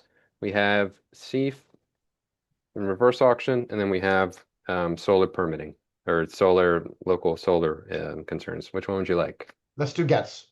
Okay. Andres is here. That's good. So I'm going to bring up the amendment. I'm going to talk about what it does, and then While you're briefly. doing that, grid enhancing technologies, I think a lot of you saw this. There was some stuff passed around the committee. This is the ability to kind of potentially, hopefully, avoid some transmission and generation costs by upgrading our infrastructure when it comes to actually how we move electrons. There's a lot of new technologies when it comes to actually moving electrons that has to do with lines. And in some cases, those lines have, temperature measurements, so you can push harder or less depending on the temperature outside. You can push at different times of the day and evening and really get a lot out of balancing the grid and balancing the load, which if done properly, will help avoid some generation and transmission infrastructure projects, which cost much, much, much more. Andreas, did I miss anything? No, sir. I don't know why you even called me. You did an amazing job. Sure. Thank you. No, I think that while Steve pulls the amendment and go through the language, as the chairman said, the idea is use technologies to make the system more efficient. And that is basically there's just a different set of technologies that can be looked at. The amendment, I believe the amendment covers the greater the ones that we normally do know. Some of them are making our current system more efficient. Some of them are changing just pieces of the system, so you don't have to do a full-blown new line, but just upgrading some pieces of the line. And others are using storage to balance your system. So again, it's to make the system more efficient so that in the midterm, sorry for that word, in the short to mid, so we're thinking about 3 to 5 years, you don't really need to add more transmission or more generation. Instead of you're using what you currently have or doing smaller upgrades to the future. Making it more of a little bit more of a smart Exactly. play. Okay, I'm going to bring up the bill and we're going to talk about what you have to do with the technology, because we've just sort of like heard what the technology is. So give me a sec to share my screen again and we'll go from there. Thank you, Andres. And this is a combination. I think some of the language is out of combination of a couple of different bills. Some a little bit more prescriptive. So yes. So conceptually, you can think of this as House Bill 40 from Delegate Charkoudian with similar concepts and some borrowed definitions and requirements from the governor's House Bill 897, the governor's energy bill. So there are pieces from there in here. There were some multiple compare documents between myself and the administration and looking at the different languages and the different structure. And This is the setup here. There are two main pieces to this requirement. Well, there's three main pieces to the bill. One, a whole bunch of technical jargon that we just heard about up top. Two, there's a requirement for an applicant for a CPCN for a transmission line. That's what you're looking at right here, and which we'll get to in a second. The third thing is a quadrennial, every 4 years report from transmission owners that has some of the information, some of the same kind of information, and related to congestion and seeking alternatives to just building new stuff, right? Again, you can think of this as, always remember that utilities mostly make money by building and owning things. So the more rate base, that's called rate base, the more rate base they have, the more money they make, because they make a percent of their rate base. So this is a way to consider not building something in certain contexts. So in this case, the first one here is a CPCN applicant has to include in its application evidence that it considered alternatives to the line, an analysis of the ATT, and whether it will address the same need at a lower cost. The cost to ratepayers, the other technology that they could have used, demand response that they could have used. Basically just a bunch of these similar things, and really some of the alternatives to the proposed transmission line along with these technologies are some of the main pieces of this requirement. We want the applicant to put this information into the public record so that it is available for our ratepayer advocates in any context that it might be useful, for example, in front of FERC, or also useful in maybe the PSC context as well, but getting this information out is important. So that's the one piece. And then a little bit lower. And can I just jump in really quickly, Steve? For those people who are referring to it as GETS, it's also AT or Advanced Transmission Technologies. They're kind of interchangeable, just so in case you hear that going forward, you're like GETS, ATT. So it's a series of nested definitions that sometimes one is bigger than the other in some contexts. But the other piece I want to mention here is new 7207.6. And this is each owner of a transmission line shall submit a report to PSC starting December of this year. Identifies areas of significant transmission congestion in the recent 3, and then looking forward, costs of that congestion costs. Identifies how feasible it could be to use some of this advanced transmission technology. Some of the related issues of using the technology, distinguishing between regional and local constraints. A lot of this language is borrowed heavily from House Bill 40 and Delegate Charkoudian's work as she worked the language for this bill. So much of this language is pretty much verbatim from that bill, House Bill 40. But basically getting some of this information out in the public, or to the Public Service Commission, and then the last piece here, published. The commission shall publish these reports. So sunshine, basically, on some of these costs. Again, this information might be useful to the public, to the General Assembly, other policy makers, and also in any proceeding, again, at the federal level. This information being there, it can be used by our ratepayer advocates in that context. That's what I have.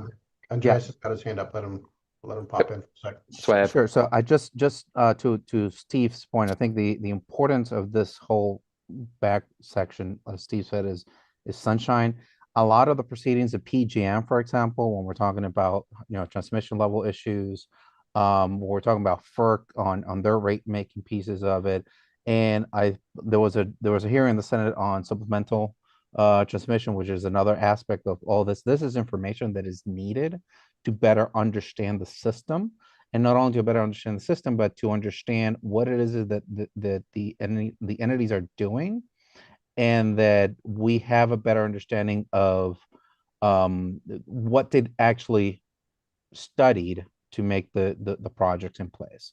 All this information helps in many ways to better understand where are we and where are we going into the future, so that we can actually look at the ratepayer. Because at the end of the day, this is to look at the ratepayers, and some of these technologies, while there is a cost to it, there is a benefit long term that traditional upgrading lines might not have. And so that's really what the intent of this section is let people know what's happening.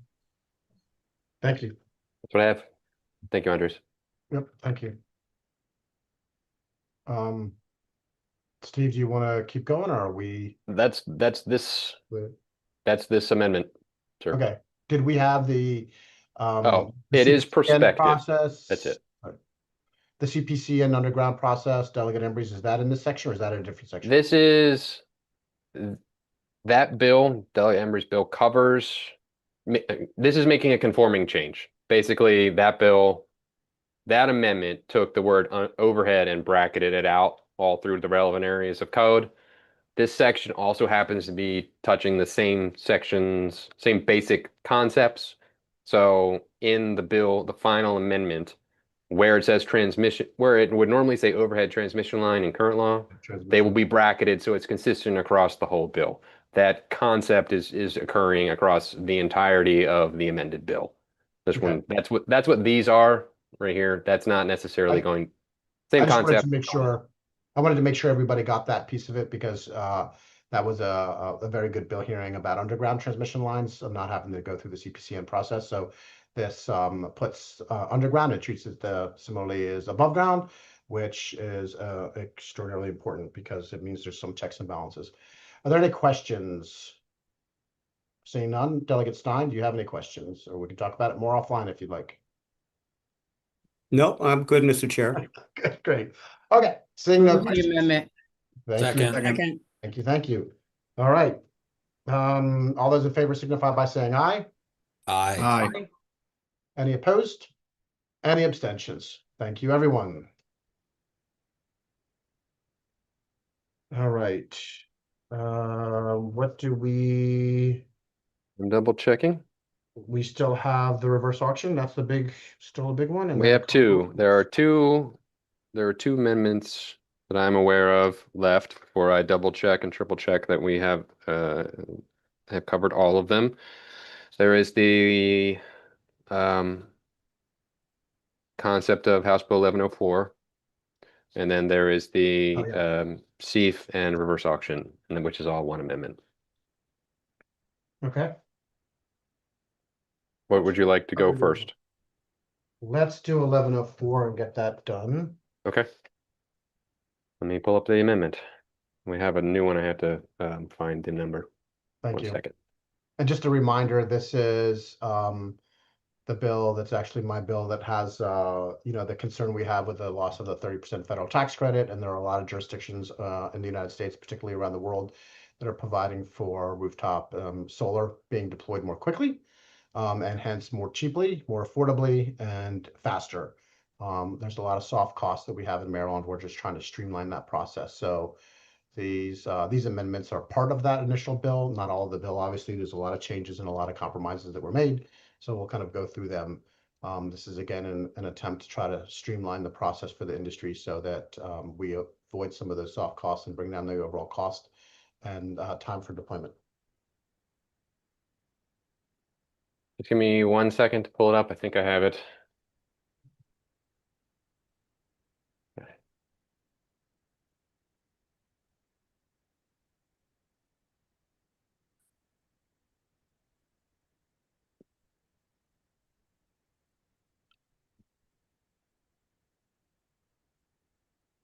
Okay. Well, Mr. Chair, would you like to talk about the bill as amended? Sure. I mean, I think again, the piece that I just mentioned. So what we are trying to do here is just kind of reduce that time period. So as the bill was originally put in, it allowed for a solar application or a solar app plus. You heard from the secretary or the administrator from MEA. talk about that program. It is essentially an application or a program that's used to help streamline the process. It's an automated program. It just kind of helps things on the permitting side go faster. We passed a bill a couple of years ago. We put it in the Brighter Tomorrow Act. It didn't have enough teeth, so the AG couldn't enforce it. So we want to just make sure people use it. It is not application specific. It just says you need to use an automated process or an automated application to make it go faster. So it gives some teeth to that, so the AG can enforce that for some of the locals. Some of the locals have been doing a great job, some not so much. That's one piece. Another piece allows for remote or a virtual permitting inspections. There was some significant pushback from MML and MACO on that. So we had gone to, well, if you're doing it and you can do it in 3 days of notification, then you don't have to go to the audit. You don't have to offer automated permitting. There was still some more pushback, so we pushed that to 5 business days. So if you can do that 5 business days, then you're great. If over the average over a year, you are not getting it done in 5 business days, then it requires you to stand up an automated program. And it also requires the utilities to do their final checkoff or interconnection within 5 business days as well from notification. With that said, it does give an out to the utilities. If they wish to or they need to, then they can hire a third party to come out and do that interconnection. But hopefully the utilities can get in there and do that interconnection within the 5 business days. So that's essentially the big pieces of the bill. Did I miss anything? This is just off the top of my head, Steve. That was good off the top of your head. I will cover 2 additional things. Okay. One, you can do a manual review of a permit, which is basically go out and look at it if you'd like, for a series of reasons. And I believe it's, again, 5 business days. All of the days in here are 5 business days. Everybody gets a full working week to do the thing, with the idea of let's speed up solar installations a little bit. And my understanding is that utilities can and do use third-party contractors now for some of this meter pulling work. Their own their contractors didn't want to limit the utility to say it had to be like an employee of the utility. The point is to allow the utility to do it in the time specified in the bill, 5 business days, but to do it under their own control to the extent that they already do, right? That's the idea, not to make it, not necessarily require a utility employee to do it, just the utility directing it. So I think that's basically it with this. And the only thing that I wanted to double hit on is exactly what you said, Steve, and that is that this does not preclude in any way, as amended, this does not preclude in any way a jurisdiction from going out and doing a visual inspection. If they see something, if they end up doing things virtually, or remotely, which a lot of them probably won't, because they'll comply with the 5 days. Some of them are next days, which is great. Some of them aren't. So, but it does not preclude them. If they see something virtually that they are not comfortable with, then they can go out and do it in person. Mr. Chair, I was supposed to remind you potentially the consideration of this fee here, the potential limit on the fee. So this one I'm open to having a very brief conversation about, but there was some concerns about putting a $300 fee in legislation, like, putting it in code, because in a couple of years that might not be the greatest number. So I don't know if we want to cap it a little bit higher than that, or if anybody really has a feeling one way or another. I know sometimes putting dollar amounts in code gives some people some pause. Not hearing any. Okay, we can do whatever we want on this section, right, Steve? We can. If you'd like to move it as the amendment is sitting here, you can do that. If you'd like to move it as just in concept to remove this, then that is also doable. Just what you would like to do. Yeah, let's just push it to to an even 500. That's 5, 5, 5, and 5 for everything, and then we'll call it a day. Okay, give me 1 sec to make a note of that on my paper, and then well, you can go ahead, but I'm just going to make a note of it. Any questions? Seeing none. I know people are tired. Maybe a movement. Move the amendment as orally suggested. Second. All right. I had hearing a first and a second. Any questions? Any further discussion? Seeing none. All those in favor signify by saying aye. Aye. Any opposed? Any abstentions? Seeing none, seeing none, and seeing none. Thank you all. That amendment passes as well. Okay, what is As next? far as I know, I think there's only one amendment to look at next, although there are two major concepts in it. So just give me Agree one with that. second. I'm making sure that I have noted here to make this 500.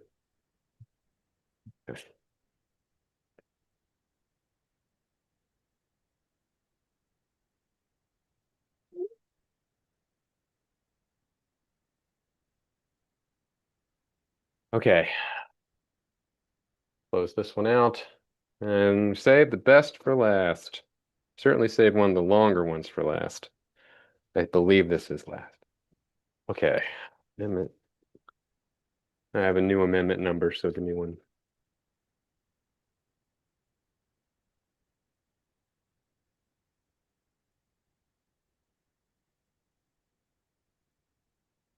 We're getting toward the end, guys. Thank you very much. Thank you very much, Mr. Chair. And Steve, thank you more than we can ever express. And I mean that. Thank you very much. He's basically hooked up to Celsius. I've got him hooked up to Celsius. I'm pulling up the amendment now. 327. Which one are we doing here, Steve? We're doing first it's a combined amendment. It affects CEF in general. CEF has two main revenue components. It has REGGI and it has ACPs. This affects the use of both. We're going to handle them. I would prefer to handle them one at a time. And once we're done with talking about one, we'll talk about the other and then the rest of the amendment. But conceptually, it's kind of two separate pieces. Okay. Let me open. I think we'll do this. I'm hoping this is the right one. Yes. Okay. Steve, and again, I want to take this as an opportunity while you're pulling this up, just to say thank you. I can't thank you enough. I know you're pushing really, really hard, and the all the amendment folks and the fiscal writers are all pushing really hard, and we wouldn't be here without you. So a big thank you to everybody that isn't being seen right now, and to you, Steve, for you are being seen, but all of your colleagues in the back that are working. Thank you. Thank you. Thank you. I'm sure my colleagues appreciate it. They do. They do. I know they do. Okay. So talk about Strategic Energy Investment Fund. This first piece we're looking at here, conceptually, it's built off of House Bill 1040, Delegate Stein's bill. Conceptually, it is a similar. I think that is where this came, like the idea sort of came from. It has been maybe amended, shrunk a little bit in the length of the list, although what is ultimately happening is, I believe, the same, well, a similar idea of prioritizing some of the CEF spend. It does that in a couple different ways. So CEF gets its money from two different sources. It gets it from REGGI allowances, it gets it from ACPs. We're talking REGGI allowances first, okay? That comes in quarterly. It's a couple $100 million a year right now. And that money, when it comes in, it has to be allocated to one of 5 sub accounts to be used for various purposes. The main piece it's used for is low and moderate income, energy assistance programs. It funds energy assistance programs, half of it does. The other pieces are basically clean and renewable energy programs as defined, etc., and then a little bit of MEA administrative costs. That's basically what REGGI funds. The way it works is there's these different percents in statute. At least 20% goes to these program accounts. At least 20% goes to this renewable and clean energy programs account for various programs and initiatives. And then over the years, the General Assembly has specified additional one-off uses, individual uses, the budget or the BRFA transfers funds for specific uses. So in any given year, what is funded tends to vary. What is happening in this amendment that you're looking at on your screen right now is the 20% for the renewable and clean energy programs account remains 20%. The funding dollars into this sub account does not change. But what does change is the uses are they're basically the same types of uses, but there are sub percentages and there are a little extra specificity going on. And then it's also funding something called the Drive Act. I'll get to that in just a second. But this is again, up here, the 20%. I'm scrolling so we can see. Of that amount, 45% goes to building clean energy and efficiency programs, including low-income household energy efficiency and school electrification. 15% of the total is for electric system resiliency programs, including microgrid installation and resiliency hubs. 5% is for grants or rebates to incentivize customers to install renewable on-site generating systems under this section of the Public Utilities article. That's the Drive Act. I will get to that in a second, but it's a program. It's a program that was established several years ago. I believe the chair was the sponsor of that bill. It's a program for distributed energy systems, so batteries, right? Battery storage. So we'll get to that in a sec. And then this piece here, this is a bunch of statute legalese, but it basically says if PPRP, that's the Power Plant Research Program, which does the siting evaluations for power plants, they do the bulk of like the on-the-ground work related to evaluating whether or not it can be built and the conditions therein. They're funded by a very, very small surcharge that is collected on customer bills. It is this amount, 0.15 mil per kilowatt hour. I cannot convert it to cents per kilowatt hour right now. It's very small. It's probably a quarter on your bill. Okay. What this is saying is if that is the surcharge, if that surcharge is that amount still, it's small, then CEF will pay 5%. This money here, 5% of this money will fund PPRP. It's a use of CEF to fund PPRP if it needs it. And I believe that is the general opinion, is that PPRP is working on a shoestring budget. Every year in fiscal notes, it says we are out of money, basically. Please, we might need general funds. We're running out of special funds. I've been hearing that for years. So that's what that piece is.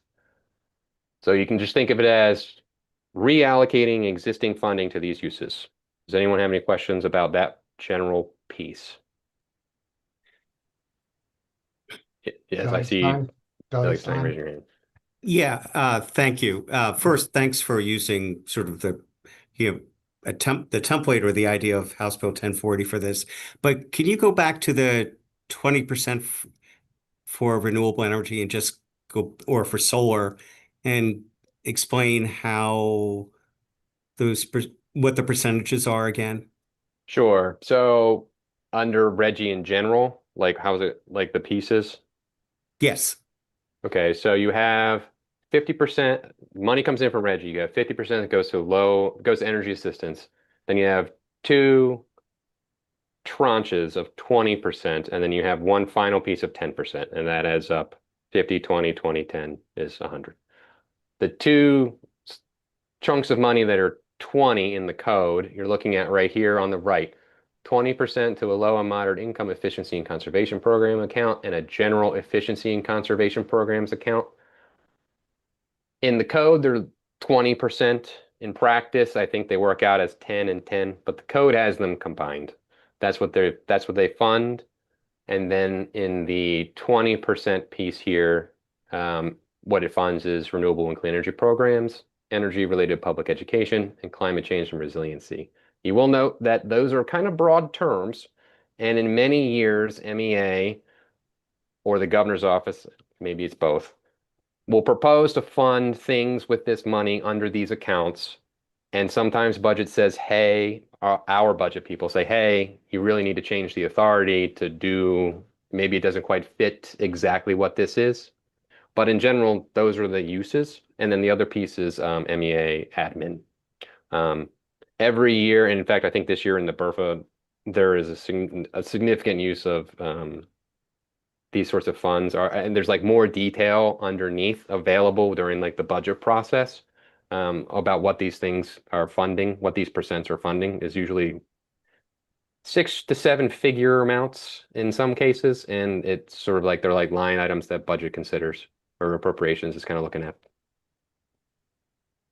Does that help? Yeah, it does. So of the 20%, I mean, for number 3, the at least 20% for renewable and clean energy. So it specified 45% for building clean energy and efficiency programs, and 30% for transportation related. And could you go to the next page if you wouldn't mind? 15% for electric system resiliency programs.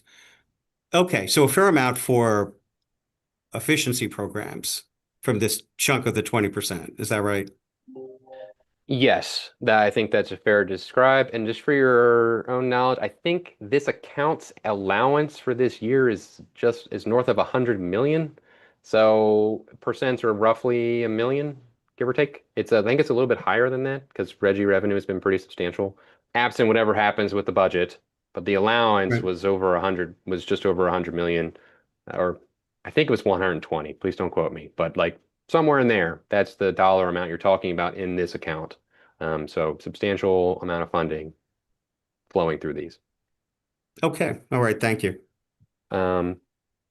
Which is why 5% was picked for PPRP, because that gets close to funding them at an amount that they sort of been hinting or thinking they might need.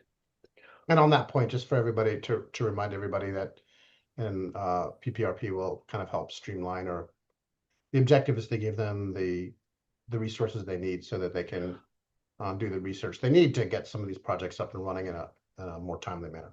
I do want to mention here, it did not make it into the bill, but I would like to just, I think this is a good idea, and I would like it to suggest that it be incorporated into the final amendment.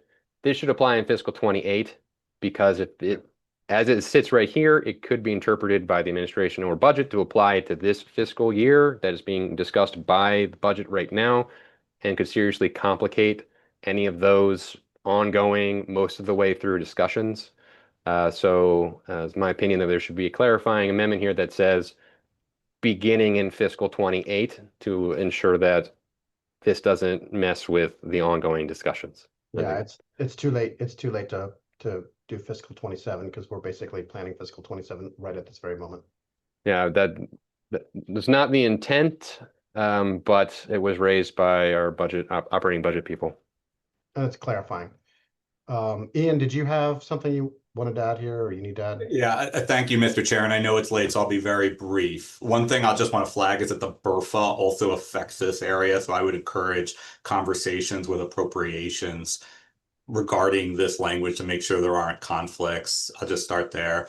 And I also wanted to mention the question that Delegate Stein had regarding that 20%. Steve, if you can just scroll up just a little bit. Just a little bit more so I can see the whole page on the screen. That's perfect. So at the very top in current law, you see there's the 20% for low and moderate income energy efficiency. And then basically I just wanted to point out that there's 20% in the current formula that is for energy efficiency. And I think half of that is for low income energy efficiency. So I just wanted to point out for the committee that then the 20%, which is number 3, that's the renewable clean energy account, which is the very flexible account that MEA uses for some clean energy, electrification, storage, stuff like that. That account in this language is then also 45% of that is also being used for energy efficiency. So I just wanted to make sure the committee is clear about how much energy efficiency MEA should fund out of REGGI versus other programs, because we've got 20% of the CEF going to energy efficiency under existing law. This would add on of the 20, another 45% essentially. So I just wanted to point that out. We can always have offline conversations about exactly what the committee's intending here. But I felt like that was worth pointing out. Okay. Mr. Bond, did you want to address that in any way, or? No, appreciate it. We are working on this bill specifically. We are working closely with appropriations, and so that specific concern, we are doing that. Okay. All right, Delegate Morgan. Thank you, Mr. Chair. Real quick question. Is the Maryland Clean Energy Center and the Maryland Energy Innovation Institute nonprofit organizations within the state government or outside the government? The Clean Energy Center is an instrumentality of the state, so it's a maybe. So they are not state employees. They do have some state funding. They do get some state funding, and they do administer some state funds, but they're a non-budgeted entity. So they count as they're in between, sort of. This is not, I would just say that the language you're looking at here, I think you're mentioning over here, this is current law, and the bill does not affect that piece. But in general, MCEC is sort of like the stating authority or other quasi TEDCO in the same vein as maybe TEDCO. I was just curious as to how they function. So thank you. Yes. Thank you, They Delegate. operate a variety of funds. They're a flexible entity. Okay, do you want to keep going? Yes. Okay, we'll get to the next part. I'm going to call this not this yet. That's actually tied to the next piece. The next piece here that goes with REGGI funding is what I'm going to call I think one page is probably best for this, but I'm going to call this the REGGI sweeper, for lack of a better term. I'm going to put it on one page so we can see it all. Oh, okay. That's big. Delegate Morgan, do you still have another question, or did you just forget to put your hand down? All right, we're going to work basically the concern that this is addressing is sort of like too much of a good thing. It's a good problem to have, but year over year, REGGI auction revenue has been growing consistently, and it comes in quarterly. It's not, you can only predict it so much, right? And because you don't know for sure what the next quarter or the following quarter's revenue is going to be from that auction, MEA budgets in a certain way, budgets conservatively to maintain, so that when it's time to spend the authorization in the upcoming fiscal year, there are dollars to spend, not just not the authorization itself, but there literally is special funds to spend. It has been received. However, the fund balance has grown significantly over the years, and there has been CEF in general has been used to support other non-energy uses in the BRFA, or yes, other budgetary uses, including general funds. There's been significant general fund transfers in recent years. So this provision here, I'm calling it a REGGI sweeper, but basically it's reallocate, unless you BRFA it out, spend unencumbered balance that from the prior fiscal year, spend it in the following year by default, spent above a certain threshold. And the thresholds are based on those accounts that I talked about earlier.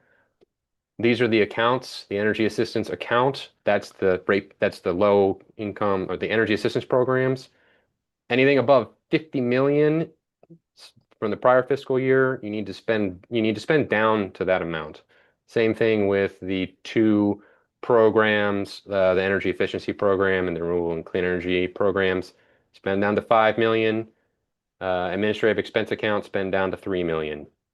That is it can, of course, be BRFA'd every year.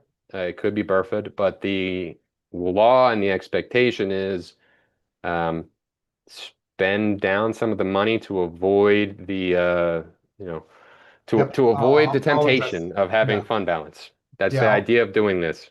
I'll mention that part. Really, I think you all can use your imagination. The point of this is to make sure that we are continuing to spend that money and it doesn't become super attractive because it has lots and lots of hundreds of millions in it. So, Delegate Naraki.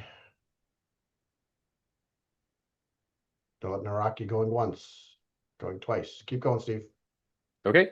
Sorry, So Mr. that's Chair. I don't know why my hand was raised. I apologize. okay. That's the real quick. Attached to this, I mentioned the Drive Act, and I wanted to end PPRP funding. So I'm going to go back to the top of the bill and address those two pieces because that was related to this REGGI piece, and then we will get to the final piece. So let me talk about the. Let me get to that first. Okay. So this is the PPRP funding mechanism. The Environmental Trust Fund is what funds PPRP. One of the pieces in here, this is all current law, this is all current law, this is all current law, but this is in here because PPRP, the Environmental Trust Fund, there's in current law fiscal support for MEA of up to $250,000 in any fiscal year for studies related to conservation or production of energy. So you have a $800 million CEF for that MEA administers, and you have a $7 to $8 million ETF that funds PPRP, and cutting the 250 from the 8 million versus the much larger fund over here. So that is being bracketed out as far as a funding stream. The idea is the same reason for the funding for PPRP and CEF, more money for PPRP, a little bit more money for PPRP. That's that change there.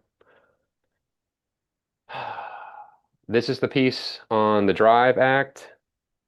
So the Drive Act, again, there are multiple sections for the Drive Act, but effectively it's funding, it's setting up incentives and funding structures, mostly through tariffs, utility tariffs, for distributed batteries, distributed small, by that I mean, okay, spread around, but also distribution level battery storage. Okay, I think that's the basic point of the Drive Act. Individuals with individual sized batteries, basically. As it also, if I may, it also encourages solar to be paired, and it encourages the kind of the virtual power plant as well as vehicle to grid technologies. But okay, you're right. Sorry. So as one of the sort of incentives on top of the what was a tariff, a contract for rates, a time of use tariff, I believe it was called, and another tariff under the section, basically that it would incentivize battery storage, right? There was a yes and to that. And that is this section here, which is the utilities could offer, you can see the current law there, may offer upfront incentives or rebates to customers to acquire and install renewable on-site generating systems if the customer enrolls in the pilot program or temporary tariff and allows the system to be used for electric distribution system support services. That is like, we're going to put a battery in your home, and over the next 5 years, if we need to, we can make your battery put electrons onto the grid. And isn't that cool? That's basically and if you do that for a bunch of homes, it's called a virtual power plant, and a bunch of small batteries equals one big battery. So that's kind of the basics of it. However, this incentive amount that was being discussed, I believe, am I remembering roughly 80 million? So it was a significant number that would then potentially be, if that were to be provided by the investor-owned utilities, that would then be a charge again on customer bills. They would show up potentially as a surcharge again on customer bills. So the changes here to this are taking, as we discussed under that REGGI reallocation, some of that money was for a section under the Public Utilities article. It's this. It takes it from being a utility incentive that would show up on ratepayer bills to an MEA grant subject to available funding. So would not show up on customer bills. It's basically replacing a customer surcharge with a grant from the state with money that is already coming to the state. That is the point of this change. Wanted to describe that's what's going on. We're getting in front of a surcharge that would have otherwise shown up on customer bills relatively soon. And the timing of that would, obviously, as everybody knows, because we've been knee deep in this for a while, the timing of that would not be good. So that's why that decision So was made. okay, that's this piece. It makes it MEA grant program funded by, rather than a public service commission utility incentive. Otherwise, it's sort of an additional incentive to do this distributed energy setup. But that's the change. That's all the REGGI stuff. The first half of SEEF, basically. That's the REGGI stuff. Are there any additional questions on the REGGI stuff? And if not, I will move to what is the second half. It's basically a second amendment, even though it's all in the same document. It's basically the second thing. Any questions? I know this is a lot. Any questions? Okay, good. Let's go to the second half of the amendment then, Steve. You need me to send another one of those Good, down? because I'm almost out. Yeah. I'll No, I'll be another one okay. down to you. I'll be okay. Okay, let me scroll down. I'm going to put it back on 2 pages, and hopefully that will work. Okay. And just for everybody's planning, this is like the last really big piece, right, Steve? We're very. I'm going to double check, but I think this is the last piece. I need to double check my list to make sure. Maybe we can do or maybe the subcommittee can make a voice vote on any remaining minor things, but I think I have them all. I'm pretty sure we voted on it. Yeah, I've looked through our list and I think this is, I think that we're pretty much good. Okay.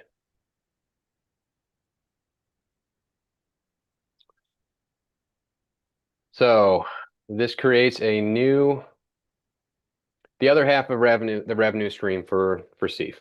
Okay, there's a really big piece that is REGGI, and there is recently a really big piece that is alternative compliance payments, ACP revenue. You've heard about that multiple times from across multiple bills. More than $300 million in the last year. Structurally, my opinion is that's probably unlikely to change unless there is a big change to how other states cost out things, or we make some other significant and more expensive changes to the state RPS, which are not in this bill. So over the next several years, ACP revenue should continue to be fairly substantial. There are many proposals for what that might look like. Affordable Solar Act was one of them. The governor had a similar. The governor had a planned use for ACP revenue that is similar to what is here. And what you're seeing a little bit here, and we'll get to it in a sec, is a modified version of what is, I believe, Senate Bill 841. You might have heard it's called a reverse auction, if you've heard that, if you've heard about that bill. That was the Senate's, that's the Senate's take on how to do this. The governor's bill and the Senate's bill, I believe, have a fairly similar concept and were fairly similar dollar amounts. This bill, as amended, this amendment is, where is it? I know the dollar. It's $100 million a year for 2 years. And I want to find where that is.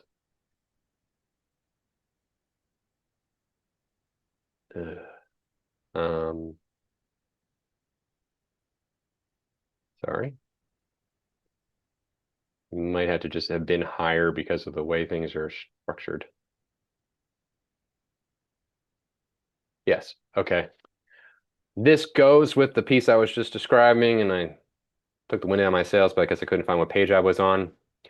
But this happens quite a bit in the ACP revenue space. Is when money comes in, there's a specific use put in statute for it, and that's what this piece is right here. 27 and 28 use $100 million of the compliant ACP revenue to award bids for renewable energy generation projects under the new title that this bill establishes. So I'm going to go down to that now. So it's $100 million for 2 years. I believe that number that is in consultation with appropriations. That was the number I was given to put in here. So it's not a surprise, I do not believe, but that's the amount. believe the governor's bills introduced was 70, but I might be not remembering that correctly. Okay. In general, what this does is MEA, the administration, that's MEA in this context.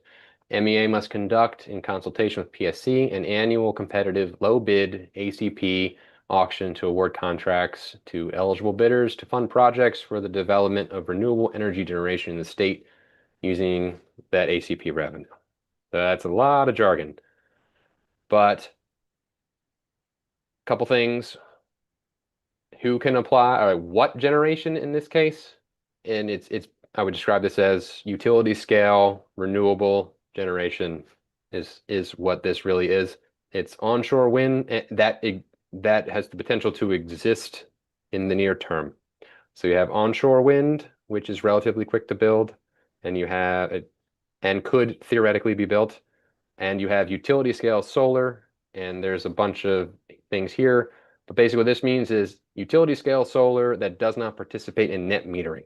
So utility scale solar that is participating as a normal power, just they're on the grid and they sell power to the grid like a wholesaler, and they operate outside of net metering. There's no ratepayer offset that occurs through net metering otherwise. So just basically big solar.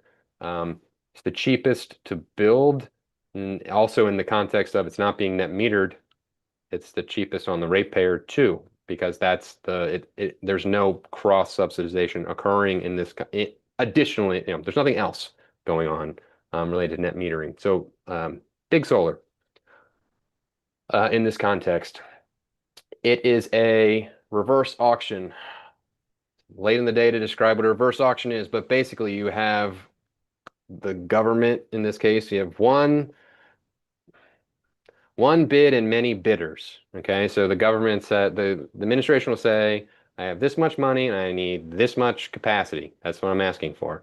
And then renewable energy developers that meet certain requirements, and yes, they are a real business, and yes, they have proof of financial security, and they bid in. They'll say, I will bid at X dollars to meet a portion of this capacity requirement.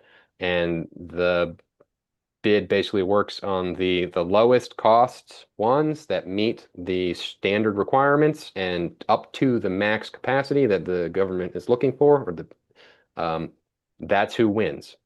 So the lower, it builds in reverse. The lower bids, subject to all of the financial requirements and all of the proof of being I'm trying to All think the of criteria. all that. Yeah, all the criteria. Thank you. That's how it works. It's a low cost bid up to the dollar amounts. Administration sets, there are a bunch of things that the administration can set. This is fairly general. It allows the administration and PSC to set a bunch of guardrails, proof of financial security, financial integrity, posting a bond, like basically a surety bond, comply, and then just comply with any other requirements by MEA, set by MEA. So a lot of latitude here for the administration to structure it and set up all the guardrails. And they don't have to accept everything if for some reason standards aren't met, right? But that's basically it. It's for the program itself is set up. The law is for multiple years, but there's only an authorization for 2. If you want to do it for a third, you would need a new bill to authorize it generally again. So they're trying to walk a line between allowing it a couple times, but noting that ACP revenue is not forever. So there could always be a bill in a couple years to establish a new one, establish additional revenue to be used for another one. Steve, is that a good time to take Delegate Morgan's Let me question? just double check and cover the rest of the thing. Okay. Okay.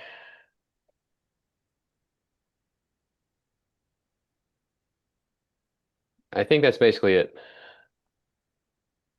Okay. I know it's a little concept to wrap your head around a reverse auction, but just think about it instead of everybody bidding up, we're getting everybody to bid down to get the best Mr. bang. Chair, I'm looking at subsection G here. I would like to, the intent is to not allow, is to fund it for 2 fiscal years. I want to take a look at it, but if G needs to come out to allow 2 years only, I would like to do that.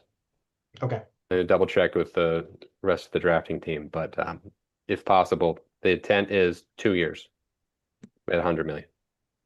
Okay. So if G needs to come out, then I would like to be able to take it out to move the intent. Okay. Well, That's it. My goodness, that's it. Okay. Okay. Delegate Morgan. Thank you. So I'm probably really wrong on this one. So we're using $100 million of ACP payments to fund this, correct? Yes. The ACP payments basically are nothing more than the penalty that the utility pays to the state for not meeting the renewable, but then the ACPs do get billed back to the customer at the end of the day. Correct? Yes, that is ACPs, yes. So now we're going to take that money and have a reverse auction, and somebody's going to come in and try to build a renewable project that they're going to capitalize on using the ratepayers' dollars to get there.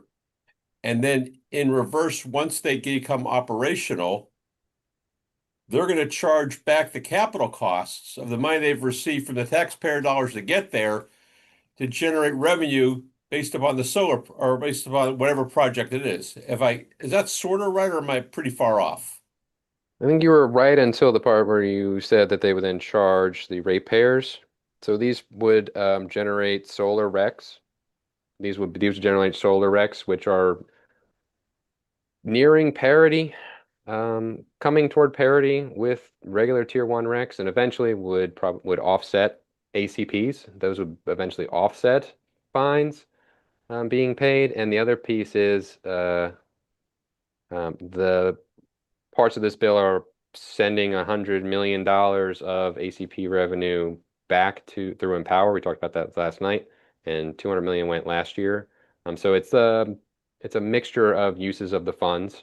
The original intent of ACP was build new renewables because the logic is if you have ACPs, it's because there's not enough renewables. So this is trying to solve, to push toward a solution of ACPs with the ACPs. That's what. Okay. Thank you. Okay. Delegate Baylor, you appear to have the last question or the last statement. I don't know. I would like to move the amendment. I'd like to be second.